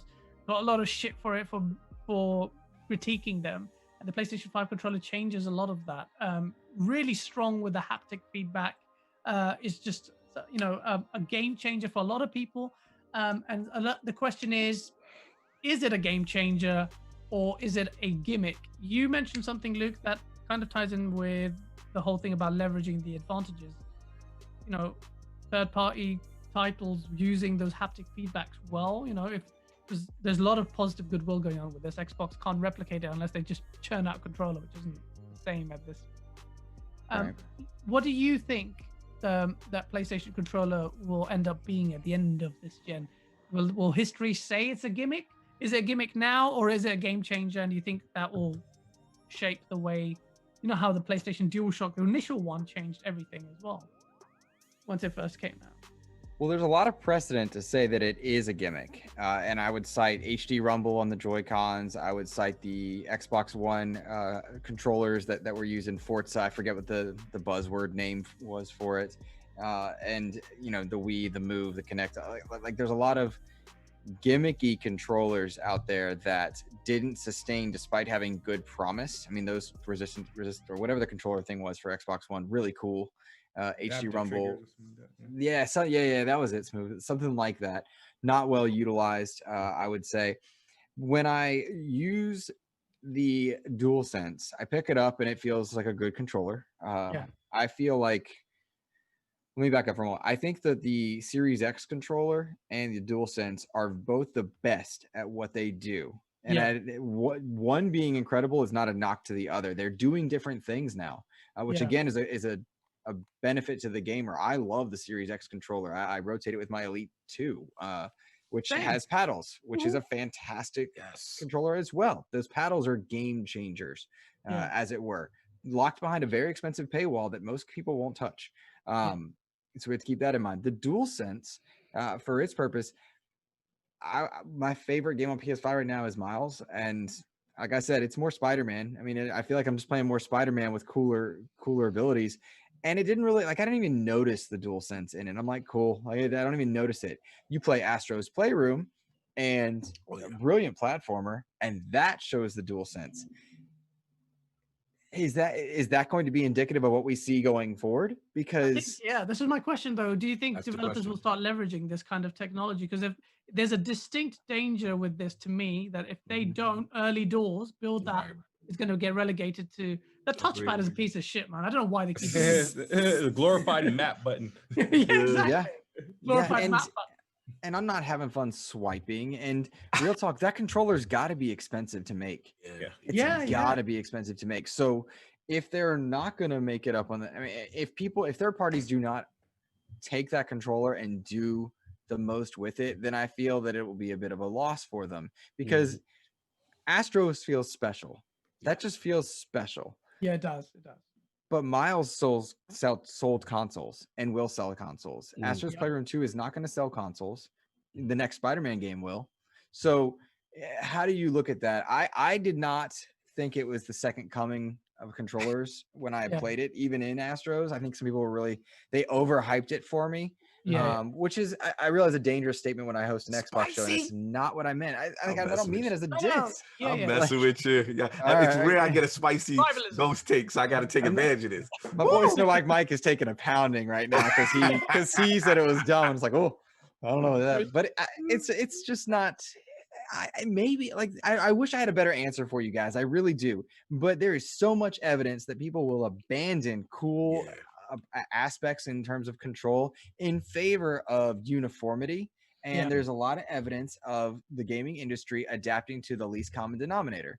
And in this case, in the controller space, that's going to be the Xbox controller this time, which is also good, by the way, guys, because it puts them on. They've had the best controller for years. For years. It does. And now they got to, all right, now I got to rethink some things. And will we have back paddles on our next version? Well, maybe we'll get the adaptive triggers use once they start using PlayStation's triggers. Now you're like, okay, well, there is some sort of.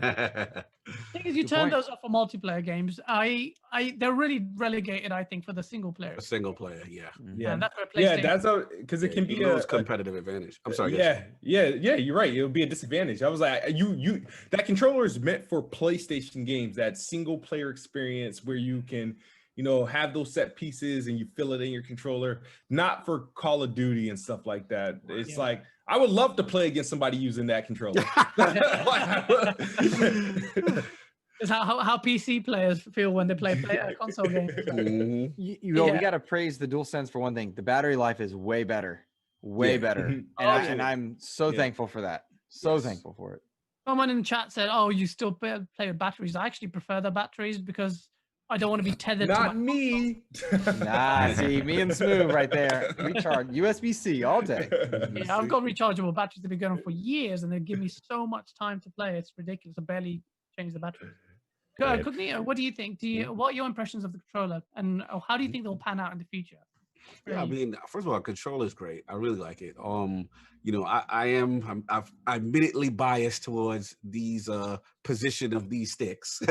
So that will always never give them the title as far as I'm concerned, because I just can't play first person with parallel sticks. It's just not intuitive to me. But that being said, it feels good. It really does. Astrobot is a love letter to the functionality of that controller. Now, to Ghost's point, he's knocking it out the park. I don't think his take is that spicy as I agree with him. The history has shown, and especially a person who's bought a lot of Sony consoles, I don't want to say gimmick, but the issue comes down to, if third parties don't support this, if they don't take advantage of it, it's going to be forgotten about. It's not going to, and like he said, I'm playing Miles Morales. I don't remember any of that type of functionality that I was doing and Astrobot. So to me, there has to be a mandate across the board to aggressively push this.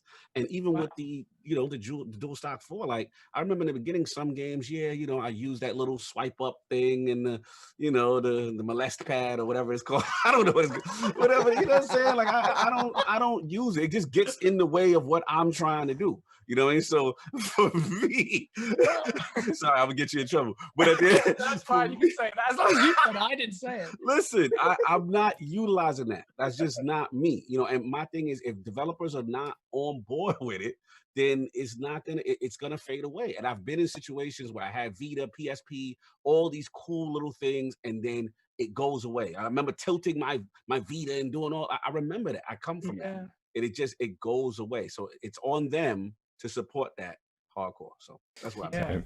For me, so I'm with Tony with Insipid Ghost, in that we got the console a week later in the UK, and people had talked up this controller so much that when it came to playing it, and you feel those little footsteps as you're running around with Astrobot, I'm like, I've walked in real life and it doesn't feel like this, so I'm not. It's all right, I guess. I like the controller. I firmly believe that the controller is the result of some research and development that they put into PSVR 2, and it'll be potentially phenomenal virtual reality controllers if they can do those kind of like touch things in there one day.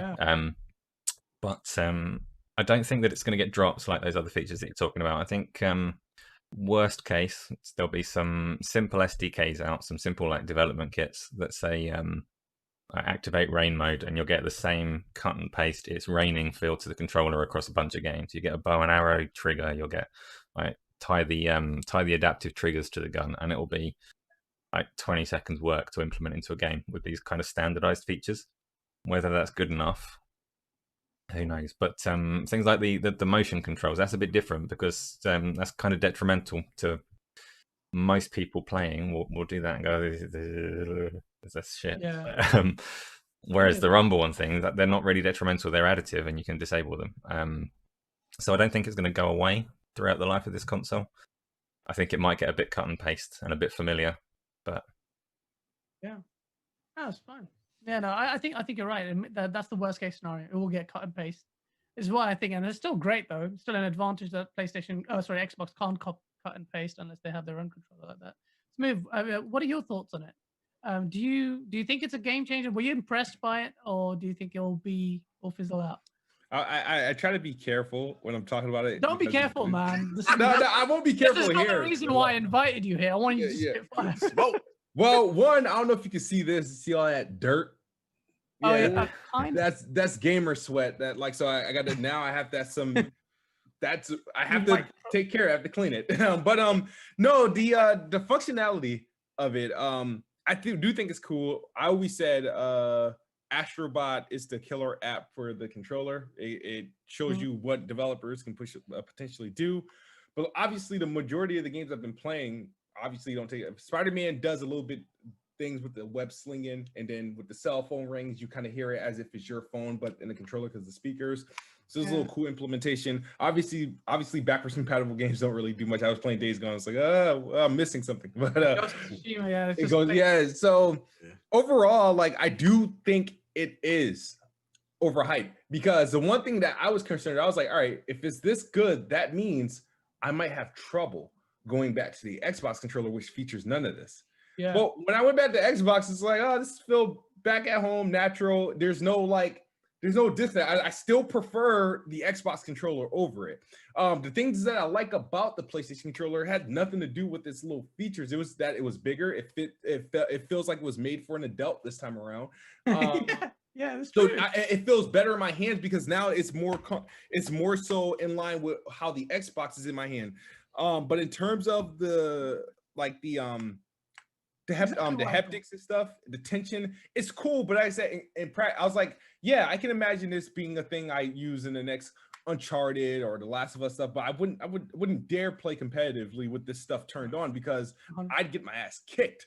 I mean, it'll be worse now. I mean, I'd naturally get beat down in some of these games. So to have this as another layer to fight through, I was like, you couldn't. But it is a cool controller. I'm not going to downplay it. It's the best controller in PlayStation's history. You know what I mean? Definitely. Based off the features alone, and it does show promise, but we got to see if it lives up to that. Right now, Astrobot is really the thing that's carrying it.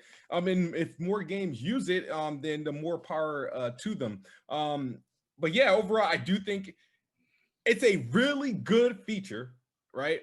But it is overhyped at the same time, because I thought it was going to be like, oh my God, the difference is going to be I can only play on this controller. I felt like when I was playing on Xbox, I didn't feel like I was missing a feature, which is weird.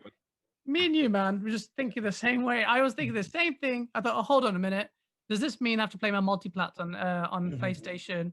And I do think, despite me being impressed with it, I think it's overhyped. When I went back to the Xbox, I'm like, this feels better. Yeah. And for the reasons you said, it's much heavier now. It's not made for kids. The old ones were so flimsy. I argued to death with some people on that point. And again, and Cognito's right.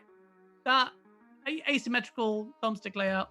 I don't like the symmetry one. It just doesn't make sense. And I've argued to death. Thank you so much for 220 people in chat still here.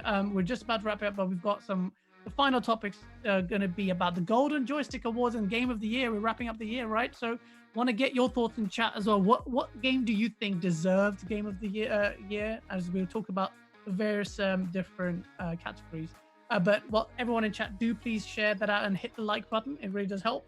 And I want to get into the Golden Joystick Awards, because the Game of the Year, if you didn't know, was announced as The Last of Us 2.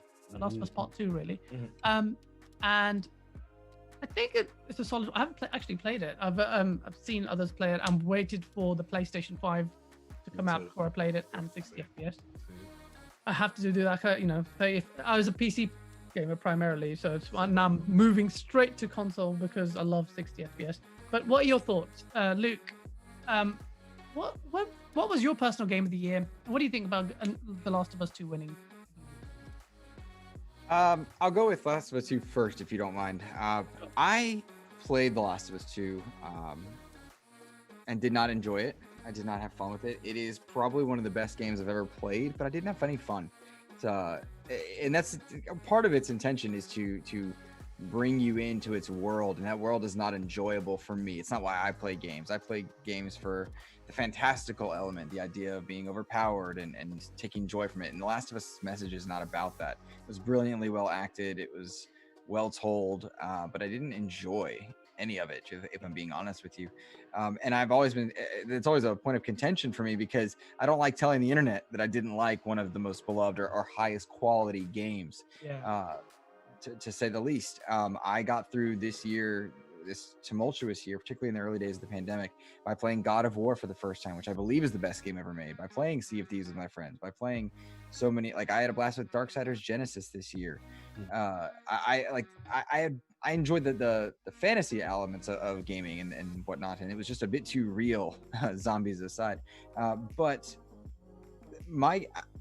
of the available options, I would have gone Ori 2. I thought the storytelling was brilliant in that. I would have also accepted Ghost of Tsushima as a really strong, that is just an incredible game that I didn't get into because I ruined myself by playing Last of Us 2 and Days Gone and God of War.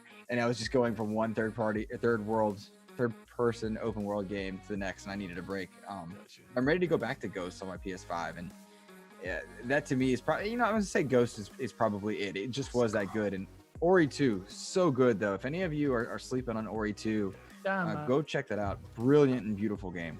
Yeah, someone in chat said Ori got snubbed, and I agree with you. I thought Ori was what do you think? I got called whack by somebody in chat for not liking Last of Us. How dare you not like that? How dare you not have fun with the thing I had fun with? Tribalism. It's become a meme now. Yeah. So, Smooth, what did you think about? What do you think should have won Game of the Year? I honestly don't know the nominations for the Golden Joystick. I think The Last of Us, I'm not mad. I expected to win Game of the Year, and it's in my running for Game of the Year, depending on how the rest of Valhalla goes. But I always said this about The Last of Us Part 2. I said, it is the greatest game that I never want to play again. Like it's good. It's very good as a game. You have to appreciate the acting, the detail, the quality of the game. It's very good. But it's not an experience I want to do again. Like I'm fine without not playing the game again. It's good, but I don't need to play it again. It could win Game of the Year. I don't need to play it again.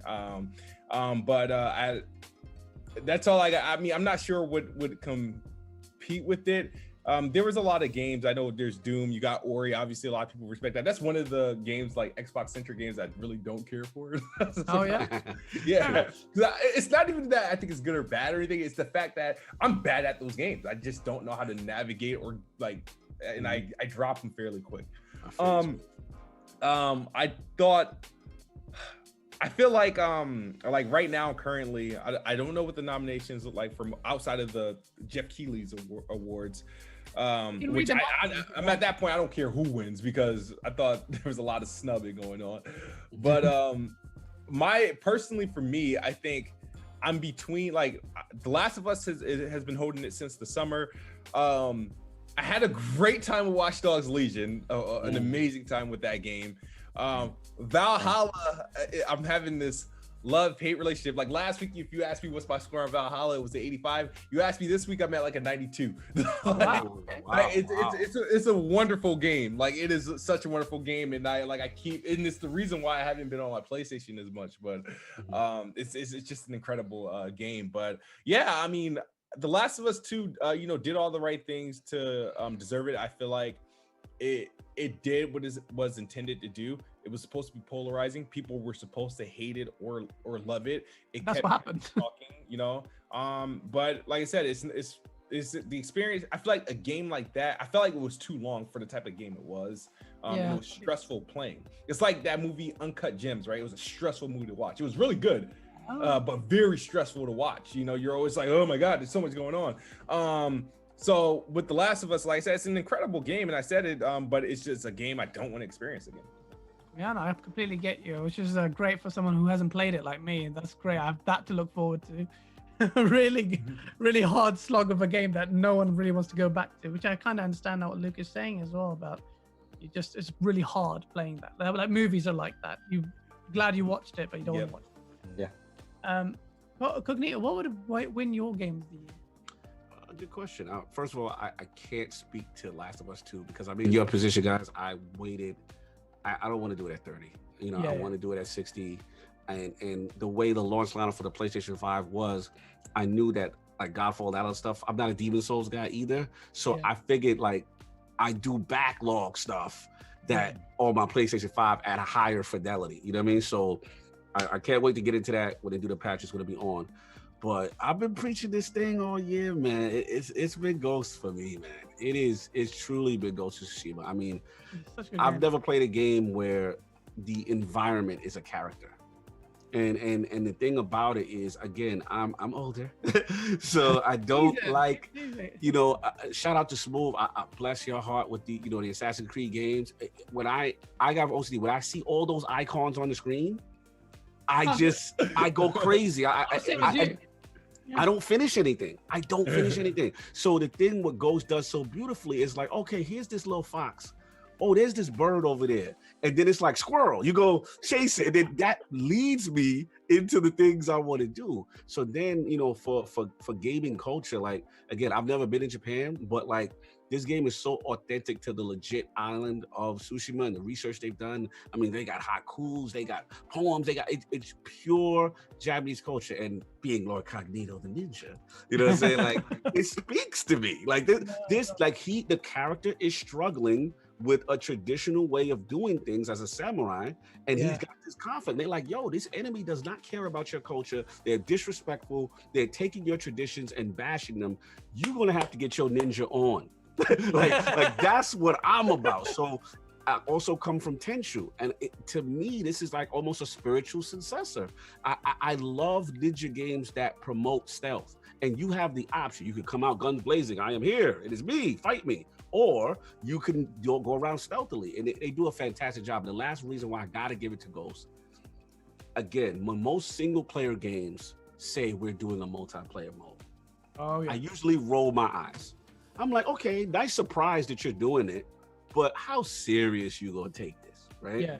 And I coming from Destiny, like this thing is a complete package of a mode. You have the legends, you have the co-op. They got 4-player raids with mechanics. Like people don't understand. Ghost of Tsushima's multiplayer is ridiculously in depth. So for me, Sucker Punch all day, man. I am. That was the game. If you'd have told me that would have been my game, you gotta relax you out the way. I'm like, yeah, I'm interested, but I'm not. Like I am. It's the only PlayStation game I've ever platinum. Like I wanted to get everything in that game. So yeah, salute Ghost of Tsushima for me. I feel really bad. Your save got wiped now. Yeah, I know. I got to do the whole thing over. I know. Damn. I'm playing it now.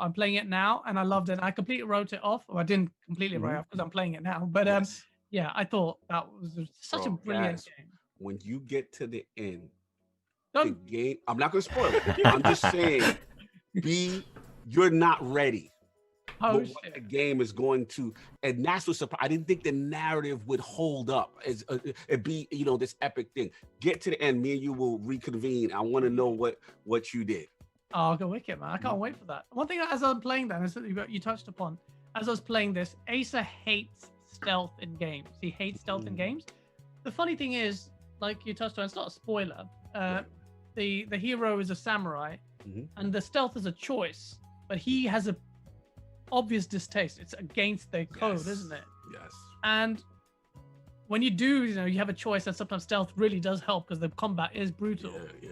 You feel guilty, and the little lines that he says, like, oh, "Shit, I had to do that," or something like that, to that effect. I'm like, "Oh man, I'm a fake." Like, what? But I think of Asa. I always think of Asa. I was thinking, Asa, this is Asa's game. Asa, you need to play it. You have to play it. It's like, there is a character that I'm definitely going to. Yeah. Asa, there's a character that truly represents your mindset in the game constantly. Well, to clarify, that is it the horse? No, Asa kills all, as Tony says. Yes, he does. And Asa doesn't like stealth because he's not good at them, not because he has a moral choice not to do them. But, yeah, no. There were other there, so I just want to quickly touch on, and I've lost my notes here. There were other categories that I wanted to kind of touch upon that didn't win. Asa, just wanted to get your thoughts on Game of the Year. Yeah, I've not read what their kind of criteria is, so I don't know if they're looking for like something evocative, something new, something like really polished and high production value or whatever else, and it makes a big difference for a Game of the Year.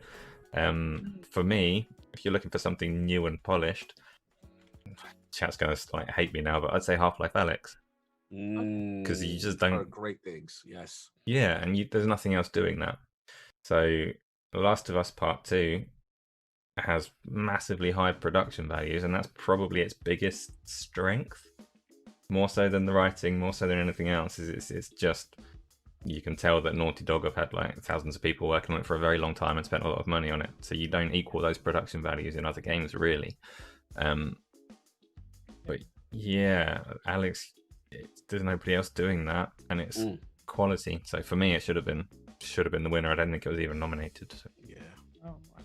Oh, the wise old gamer. I think he's gone, but he did a super chat. Thank you so much, $5 super chat. He goes, gotta go for my evening meds. Great show. One day it might be as good as the Iron Lords. My god! How do you like that for tribalism? Well, if we could be as good as the Lords, then we'll be very happy. And that's on your way, man. Great show. Yeah, absolutely. In terms of your categories, you said they've got a long list of games that are really solid. Categories are easier though because they're defined and you know what they want. But Game of the Year, what makes it? Yeah. What are they looking for? This is what I'm saying. I don't know what their metric is, what they're looking for, and I don't know. There's a really strongly contested year. It looks like they were looking for what you suggested, maybe evocative, production values. In chat, I think a lot of chat said Ori got snubbed. Ori was really good. Doom Eternal, I loved it. I think a game that gets sat on because of its isometric look, and I think I would vote it that. Maybe Ghost is Hades. Play Hades, man. Hades got me hooked. I played like 10 hours straight into the morning, and that rarely happened. So in chat, if you haven't checked that out, do check out Hades. And the final topic, if I can find it, my PC frozen. 2021. And I want to hear, Luke. What are your expectations for the next year? Because, and I'll add a bit more new, structure to this. Xbox, everyone's like, there's this narrative: wait for E3, wait for E3, wait for E3, and I kind of feel like we're waiting for E3 that might not happen. We're kind of waiting for Halo, which Halo had a terrible first showing, became a meme literally. What do you think, on the back of my very guided question, the 2021 will hold for Xbox? What will hold for gamers? And to add some sauce to it, will PlayStation slap Xbox around next? So the sentiment that Xbox gamers just need to hold on and wait. I hear that a lot, and I do understand where it comes from. However, if that is all the narrative that you're looking at as an Xbox gamer, I think you're missing out on all the great things they've been doing for you over the past 2 to 3 to even 4 years, going back to 2017, and probably just a little bit before that. They've been giving and providing so many improvements to their services. We talked about xCloud. They brought 2 systems to the forefront so that they could take advantage of the best of technology, but also have an affordable option for those that might want a good second system. Game Pass is a killer app. There is so much quality and content in Game Pass. They've been rolling out the perk system. They brought in EA Play. They brought in Disney Plus options. They're just throwing value on value. And if you're a Game Pass person, stack it now, because there's no way that mess holds at $15. It's just too much value there. The next year is for Xbox is make or break in terms of showcasing their intention for the rest of the generation. They've had enough time by the end of 2021 to state their claim as to whether or not they truly want to be competitive in the in the first party AAA space. They've had enough time to showcase that. I would expect that we see Hellblade 2. I would expect that we see Halo Infinite, which, keep in mind, Halo Infinite is about gameplay, and it's about being a cross-generational title. And it's their fault for the narrative that came around it by making it be the showcase piece of a Series X that didn't come to pass. But I'm stoked for Halo Infinite. I'm extremely excited as a Halo fan, as a guy who reads the books and the comics and stuff. I'm so in on Halo Infinite. But they need to make sure they structure it well. And we need to see something outside of Halo, Gears, and Forza. Yeah. That's the key there. I mean, I love those franchises. They're great. But we need to see something different. They cannot rely on the same pillars that they relied on in the Xbox One generation. They've got to showcase different. And so that's the key there. I'm sorry, go ahead. I said definitely. Sorry, I was agreeing with you. Sorry. No, you're good. You're good. And then as far as the PlayStation side, will they slap them around a bit? I think 6 months from now, you'll see very strong sales for both. I think it's a matter of who can produce more units right now. And I genuinely don't know or care at the moment where that is. When it comes to being slapped around in terms of colloquially what we think of as being the predominant console maker, they've got right now in the chamber, they've got Horizon Forbidden West. Yes, sir. Big bullet. And that's a very big bullet. There's one more. A bomb, but yeah. Ratchet and Clank, I think, is the other one that we're all. Oh yeah. Ragnarok as well. I'm sorry. God of War Ragnarok as well. That's it. Ragnarok. Yes. Ragnarok being out next year will depend heavily on what it is. Is it Miles Morales built on the same stuff, or is it doing new things? Don't care. I'm there for it. That it might be a deal. No, King. Don't care, because Miles is dope and I'm having fun. And that's the joking aside is like, I wouldn't care if it was more God of War, 'cause that's the best game ever made, easily. I'll fight to anybody on that one. We're getting ready to fight. All right, unless you're bringing Witcher 3 or Breath of the Wild to the table, that's all you got, you know? Oh, okay. Those are the ones that are gonna interchange those three. That's fair. Oh man, I was ready for a fight, but sorry. But bottom line, both are poised for an incredible year for very different reasons. I am ecstatic to see where the Xbox Series S takes Xbox, because X is all about power. and that needs to be cleaned up, which I think, given the pandemic and the way these things rolled out, I'm okay with allowing that. The same for my PlayStation. I'm okay with those little things for the first 3 to 6 months. After that, there's no excuse, because people did pay money for those things, and they chose to bring them out when they brought them out, etc. There's a balance in that argument. I think I've long-windedly said that I'm looking forward to next year. I think it's going to be fire. It's good. You were ready to sum me up well. And in fact, Vin Weasel, hard name to pronounce. What do you guys think if Microsoft don't do nothing in the next week? The PlayStation 5 grows bigger. I mean, I don't know how much you can do in the next few weeks, but I think what he's alluding to is the momentum, day one momentum. They both got tremendous momentum. They're selling out, and people are diving into those ecosystems. And again, that Series S, that $300 system is the second system. You're going to have a PlayStation 5 and you're going to have a Series S if you are budgeting and you're building for your future, because you cannot skip out on Game Pass in this next gen. You just can't. There's too much value there. The same way, you can't skip out on missing out those exclusives. You can't not try Ghost and God of War Ragnarok and Spider-Man. And so you just can't ignore those and say that you are all about everything, And if you're not all about everything, that's cool too. But don't sully the narrative by praising one and then dissing the other, when no, they're doing both ecstatic and amazing things. And I don't think there's a big momentum difference in the two right now. I think they started at different points, and that's what people are getting on their radar. That's a good point. And it reminds me of the Xbox One and PlayStation 4. Far cry from what that was, guys. Thanks. Yeah, far cry from that. Kane Production is in the chat. What's up, Kane? He does all our montages that are incredible, and he's currently working on Cyberpunk. Why are you in the chat? Go back to it. Shout out to Kane, incredibly talented dude. Kid Smooth, Xbox has no games. Talk to me. No, what's happening to 2021, man? Man. Oh, when I think about Xbox in 2021, I have to think about all their first party studios that kind of didn't release on their schedule cadence. Like Turn 10's last game was 2017, Playground last game 2018, Machine Games, now owned by Xbox, 2017 October was their last major release, and Halo, obviously 343 hasn't had a major game that they put out since 2015. So you look at these and it's like, all right, all the studios they bought out 2020, obviously COVID and stuff, but you got to say, it's like, it is about that time where it's actually time for the studios that they purchased in the last 3 years should start putting out stuff. Like, I know Ninja Theory was Ninja Theory and Obsidian was the quickest to put out something. Yeah. But you're like, okay, now somebody has to start doing something, right? So I'm looking at Turn 10 and Playgrounds, because they both owe us a game. They both skipped their respective years. I'm not even talking about Fable. I like Forza Horizon, got to be somewhere around the corner.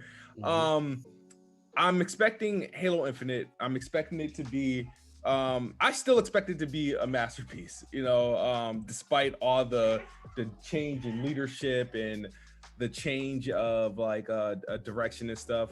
I also expect, I keep going out, and I'm gonna go out with this. Let's go. I think Starfield is 2021 fall, and it's Xbox. Wow. Spicy. Because Halo Infinite is not coming out in the fall of 2021. It's coming out earlier. It's coming out spring, summer.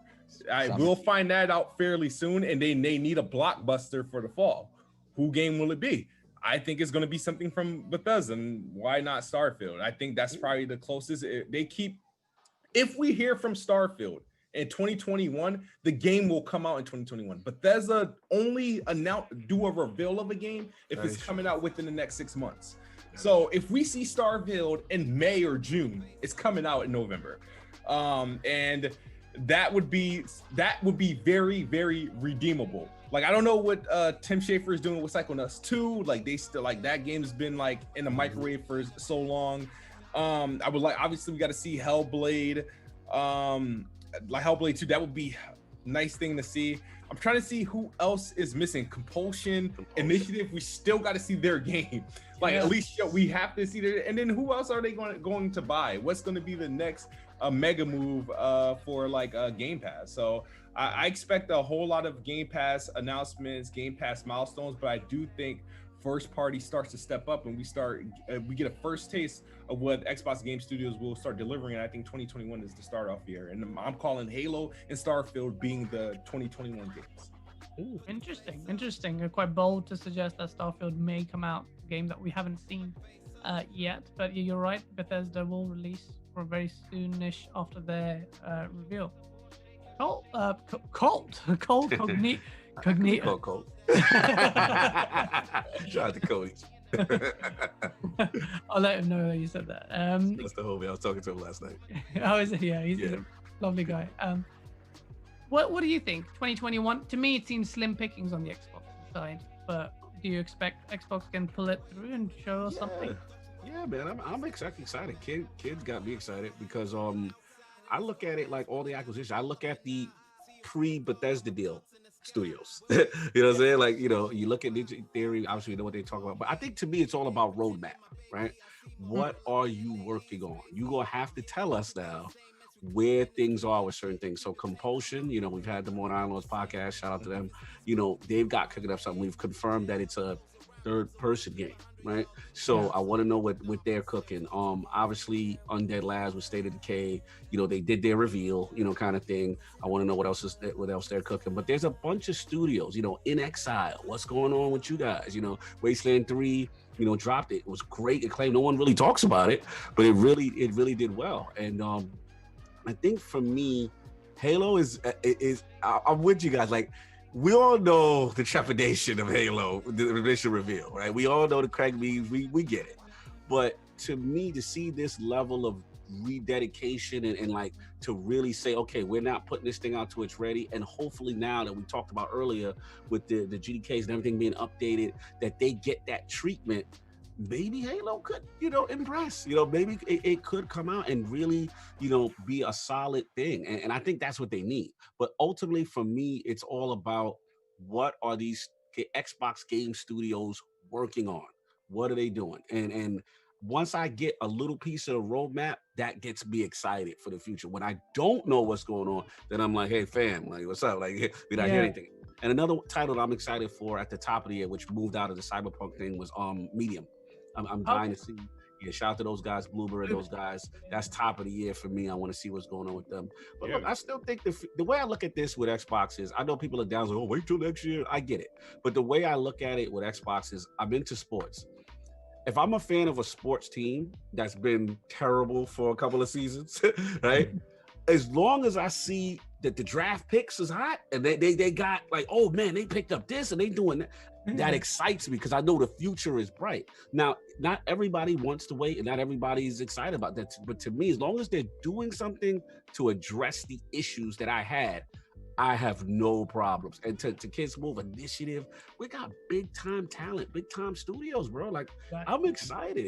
The future is still bright. Nothing changes. It's not no Debbie Downer situation for me. And if people are so upset, yeah, you got PlayStation to hold you down. In the meantime, if you upset, you got the Switch to hold you down if you're upset. But the future still looks bright for me for Xbox. And that's an amazing thing to say. Well done. Well said as well. Because the future is bright. The console is much longer than your launch titles or next year. It's going to last a while. Last point, guys, you just nailed it. Because if we go back a generation, the Xbox One clearly had the superior launch titles. Like, I remember looking at my PlayStation, like, I didn't buy this for Resogun. I didn't buy this for, you know, I wasn't a big fan of Shadow, was it Killzone, Shadowfall? I wasn't a fan of Knack like that. My PlayStation didn't get cooking. Again, this is me. This is Cognitive, not everybody else. For me, PlayStation getting cooked until like the second year, third year. Then it started to cook off for me. But in the beginning, Xbox was banging. I had Rise, Son of Rome, Dead Rising 3. I had all these great games. Titanfall was heavy in the street. Like, it was like Xbox was giving me everything I wanted at the beginning of the generation. But as you see, it's not how you start, right? You got to continue to put out quality games. And look what Sony did to really take the rest of the generation. It's early, guys. It's early, man. It's crazy once you think about it. Xbox had this like last hurrah in 2016, and that was when PlayStation was starting to get things going. Because remember, 2016 was a massive year when you consider new IPs, and you had Quantum Break and Recore was there, along with Gears 4 making its return. Like, oh my god, like it's crazy. Xbox has never looked healthier in terms of its first party output or the prospect of it, and that's the crazy bit. So you cannot not be excited. In fact, I would say the Xbox is a more exciting proposition because of all these new studios, all this new talent. And I can't wait to see what they pull out. But Microsoft, they have a commitment to fixing and repairing things. Like you go back to Recore, which if you go back, there's a definitive edition now that you can play. Game's way better than it was. Master Chief Collection, Sea of Thieves, State of Decay, all got re-releases, anniversary updates, and a huge amount of support from Microsoft that I did not expect. If I'm being honest with you, I was not happy with Master Chief Collection at first. They also did some weird surprises, like for example, like games like obviously State of Decay got an upgrade. We had a few snuck in 60 frames per second, and I'm like, oh really? That because it was never a dynamic game. It was fixed at 30 frames per second. It's running 4K 60 on the X and 1080p 60 on the S, and then on a 1X is, it's whatever at 30 frames per second. I'm like, why there's no like tech update? There's no updates on this. It's clearly a difference. But, that's interesting. And it speaks to Microsoft's approach that they're willing to stick with games. They're willing to clean up things that don't launch well and not abandon them outright. Like I'm scared because I think Avengers is going to be a huge missed potential right now on that third party, because they've got like the idea that Wakanda is sitting on a server somewhere and they've almost finished it and it's ready to go. Like that scares me that's not going to happen. It scares me that game's going to be left. You messed up Avengers so bad. Like that's an achievement right there. And because the campaign was fun. The campaign was really good, and I dug getting in there with my friends and playing. It was just the other stuff. It's just when you see stuff like that, and then you see other stories where games get supported and fixed and repaired. I hope that we see that happen with some of the other titles that are disappointed. I know that's a little bit far off from where we were going, but Microsoft sticks with their stuff, and I do appreciate that as a fan, as a sports fan. They don't abandon the roster. They work to make them better. If something Phil Spencer actually praised Sony for doing middle of last gen, and I think that's why they've done this. Like if Phil's acknowledged that they might like Knack 2 happen despite Knack 1 being perceived as a bit of a flop or a failure in terms of critical reception. So maybe that's why, and I think that's a really good point that Microsoft is in it. There's a clear intent there that they will fix things, and hopefully Halo will see that. And if it's anything below 90 Metacritic, if you want to use something as crappy as Metacritic, then I will start wars. Will you stop having fun with it if it's not? And that's not intentionally. Get him, Ghost. Get him, Ghost. Because go ahead, if guess. that number is not a 9, I will have no fun with that game. That 9 is affecting your enjoyment. The simplicity of that comment belies what I'm truly saying, which is the Halo should always aim to be the best. Oh, absolutely. It is the best. If The Last of Us was less than 90, I know Metacritic, but if it's less than 90, something was wrong with it. Well I want recovered. Halo to, well recovered. But it's true. It's that Halo needs to be the best of the best, and if it's not the best of the best, then it won't get the review scores unless you think it's all skewed and whatnot. My point is, Halo needs to be the best. I agree. Me and Gas have like the similar things. Like if my game does not score what I think it should score, that's when those damn live streams go up and I'm losing my mind. It happens a lot. Happening with Gears. I'm like. I know you mean. I know people say, don't be hung up on the score. But get the score. It's what a game that despite me pointing the score, I think the game needs to be excellent. 343 have a responsibility, and they took on Halo. Yeah. And they took the mantle of responsibility for Halo fans. Well done. Yep. Yes. I got that reference. Everybody chat. I think this is one of the longest shows we've done because I've had so much fun. It's been 2 hours and a half. That's crazy. I'm in trouble. My wife's like, "Yo, dinner. What are we doing?" I'm really sorry, but I'm also eternally grateful for you guys. Honestly, this has been so much fun. I could go on for hours talking to you guys, and the chat still dwindle around 200. I don't know, guys. It's a battle of attrition sometimes, but this chat has been so good. And thank you for staying in there. Make sure. Oh, that's my phone broken. Thank you. It probably is. Thank you for staying in chat. Please do hit the like subscribe button. Before we go, I want to announce something really exciting. We are working on something very, very ambitious that's coming out tomorrow. It's a series called Versus. You'll see the promotional posters for it, where content creators, and I'm looking at you guys, face off against each other. I will pick who the opponents are, and they'll go live tomorrow at 8 p.m. GMT. We've got Tony, aka Samurai Kibiji, versus Sedito. She's not that great at Smash if you're listening to me, but Tony might not be either. They are going face to face tomorrow, and the idea is I'm actually currently looking for a roster. There are going to be 7 more contestants. There will be 4 episodes in this season, and joining us in that versus section will be Julian Bardakov, who is the voice of Luigi in the games. Wow. He's also the guy who created the Pokemon names in Paris. He's a bit of a celebrity. But the guy, and if you beat him, he gets to say a catchphrase in Luigi's voice, which I can confirm he hates doing. It took a while to get that done, but that's happening tomorrow at 8 p.m. We're going to start promoting that. It's going to be mad and it's going to be crazy. Honestly, it's going to be mad. And there's going to be, we're talking with other game devs as well to get other games on board to get this done. It's going to be exciting. Very stressful for Asa, who's looking at like, wow, I'm going to have a heart attack trying to maintain that. There's a lot of technical bits. But it's going to be fun. And guys in here, if you guys play Smash Brothers, I'm going to be chatting to you about whether or not you want to join that roster. It's going to be fun. I just want to quickly do the outros. First and foremost, Kid Smooth, it's a pleasure talking to you. We have synergy, man. And I like it. I have synergy with all of you guys. You all made sense. And you know, I love these conversations, and I hope I can get people from other sides, other like PlayStation, Nintendo guys, get together, and you'll see how cool it is just to talk through stuff, and it can't be toxic if you get on, if you're not a dickhead. And Smooth, you're an incredible guy. Thank you so much for chatting. Tell everyone where they can find you, and I hope you enjoyed your time here. Oh yeah, it's been a pleasure. It's awesome show. I've been watching it for a little bit. It's become one of my favorite shows, obviously, with the Iron Lords podcast. An awesome, great show that takes place every Sunday. Games on Daily has been a show I get to watch until my job starts to get busy again on Saturdays, and just enjoy it. I think you guys have an incredible chemistry as well. The content, the interviews, it's a good listen, and I'm like, these guys are just great, incredible group of guys here. And you guys, I love the trailers you guys mash up. Good Twitter account to follow, awesome channel, and I'm happy to see the growth. But it's been a pleasure being on here, and I'm happy to have had this opportunity. You guys can follow me on Twitter at KidSmooth, YouTube at KidSmooth, and for those who do know me, my outros always go, Xbox is the best box, I am the best bot.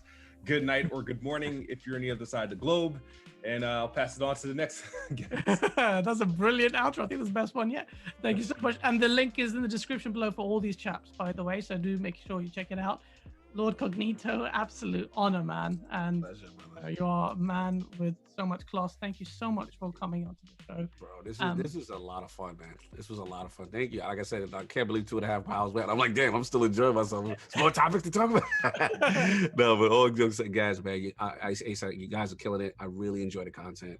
You know, I'm fairly new to you guys' content, but every time I've taking a look, it's been A quality stuff, production values. I love what you're doing with the community. I love the spicy takes. Really good stuff. And of course, you got Kid Smooth, my brother, you know what I'm saying? Like, Kid was there from the inception. So I got so much respect to Jack Kid on. And Ghost, that's my little rookie right there. That's my up and coming young gunner right there. So when you had these two on, I'm like, oh, I gotta make this show. Like, so little chat was amazing. Yeah, you already know, man. Every Sunday's the Lord's Day. You know what I'm saying? 11 a.m. Eastern. You can catch me, King, Addict, and Solve talking that talk and debating. We'll have FC Violent on tomorrow, trying to give up and coming content creators a shot. You know, sometimes don't get the voice that they need, so we'll do that. And yeah, man. Of course, if you like Destiny, I have a Destiny podcast that I run with my brother Ebontis. That's every Friday. It's called The Last Word. We've had Bungie's on. Actually, composer who did a lot of the score from Halo Reach and all the way up into all the latest content. So if you're trying to get back into Destiny, hey, it's free on Game Pass. It's free. No excuses. Yeah.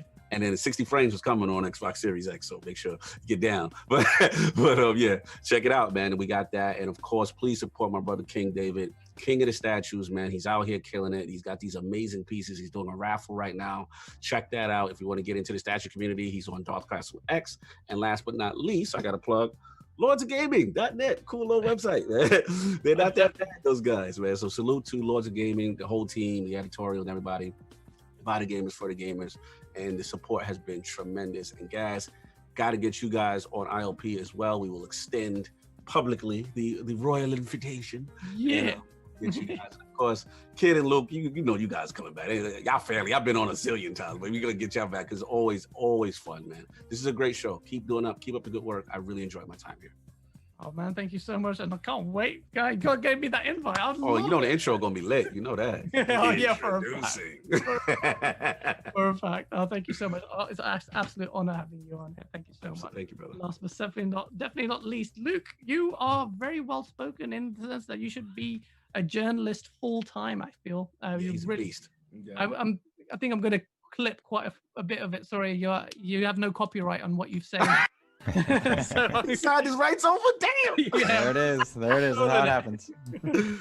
Thank you so much for joining us, man. It's been an absolute honor. And how did you enjoy it? And where can people find you? Oh my gosh, I had a blast, and you have a new fan for Game On Daily because it was when you said Mo, and then I was like, oh wait, and so I started scrolling through and checking it out. Yeah, man, you have a new fan in me, so thank you for that. And I really enjoyed the panel. Getting to be on with these gentlemen is always fun, and yeah, 2.5 hours. Like, oh, we're done. All right, cool. As I am hungry, I guess now that I say it. And I hope you guys will have me back for sure.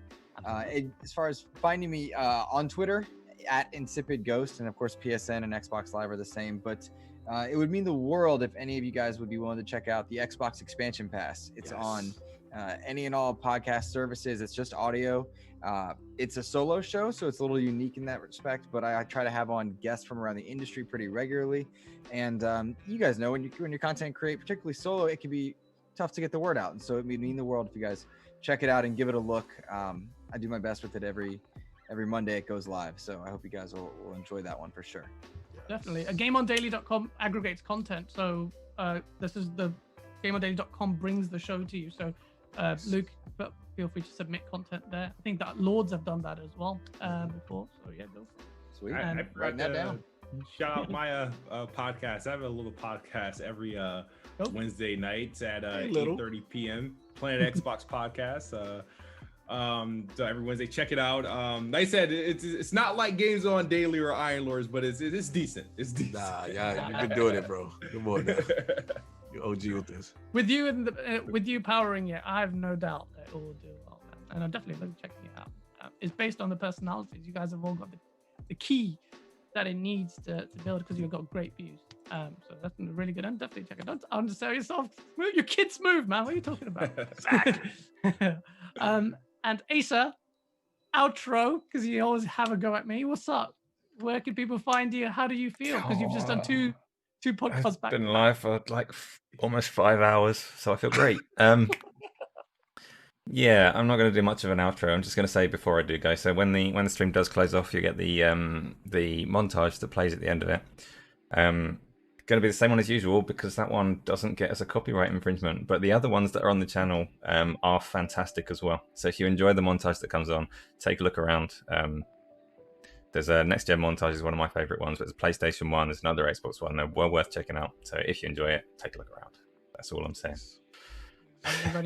And do check it out. Our boy Kane is working on the Cyberpunk one, which is going to be so sick. You have no idea how sick it's going to be. Going all in on that one and Cyberpunk. So you go get hyped. Thank you everyone in chat. Yes, Tony, I am sourcing it up.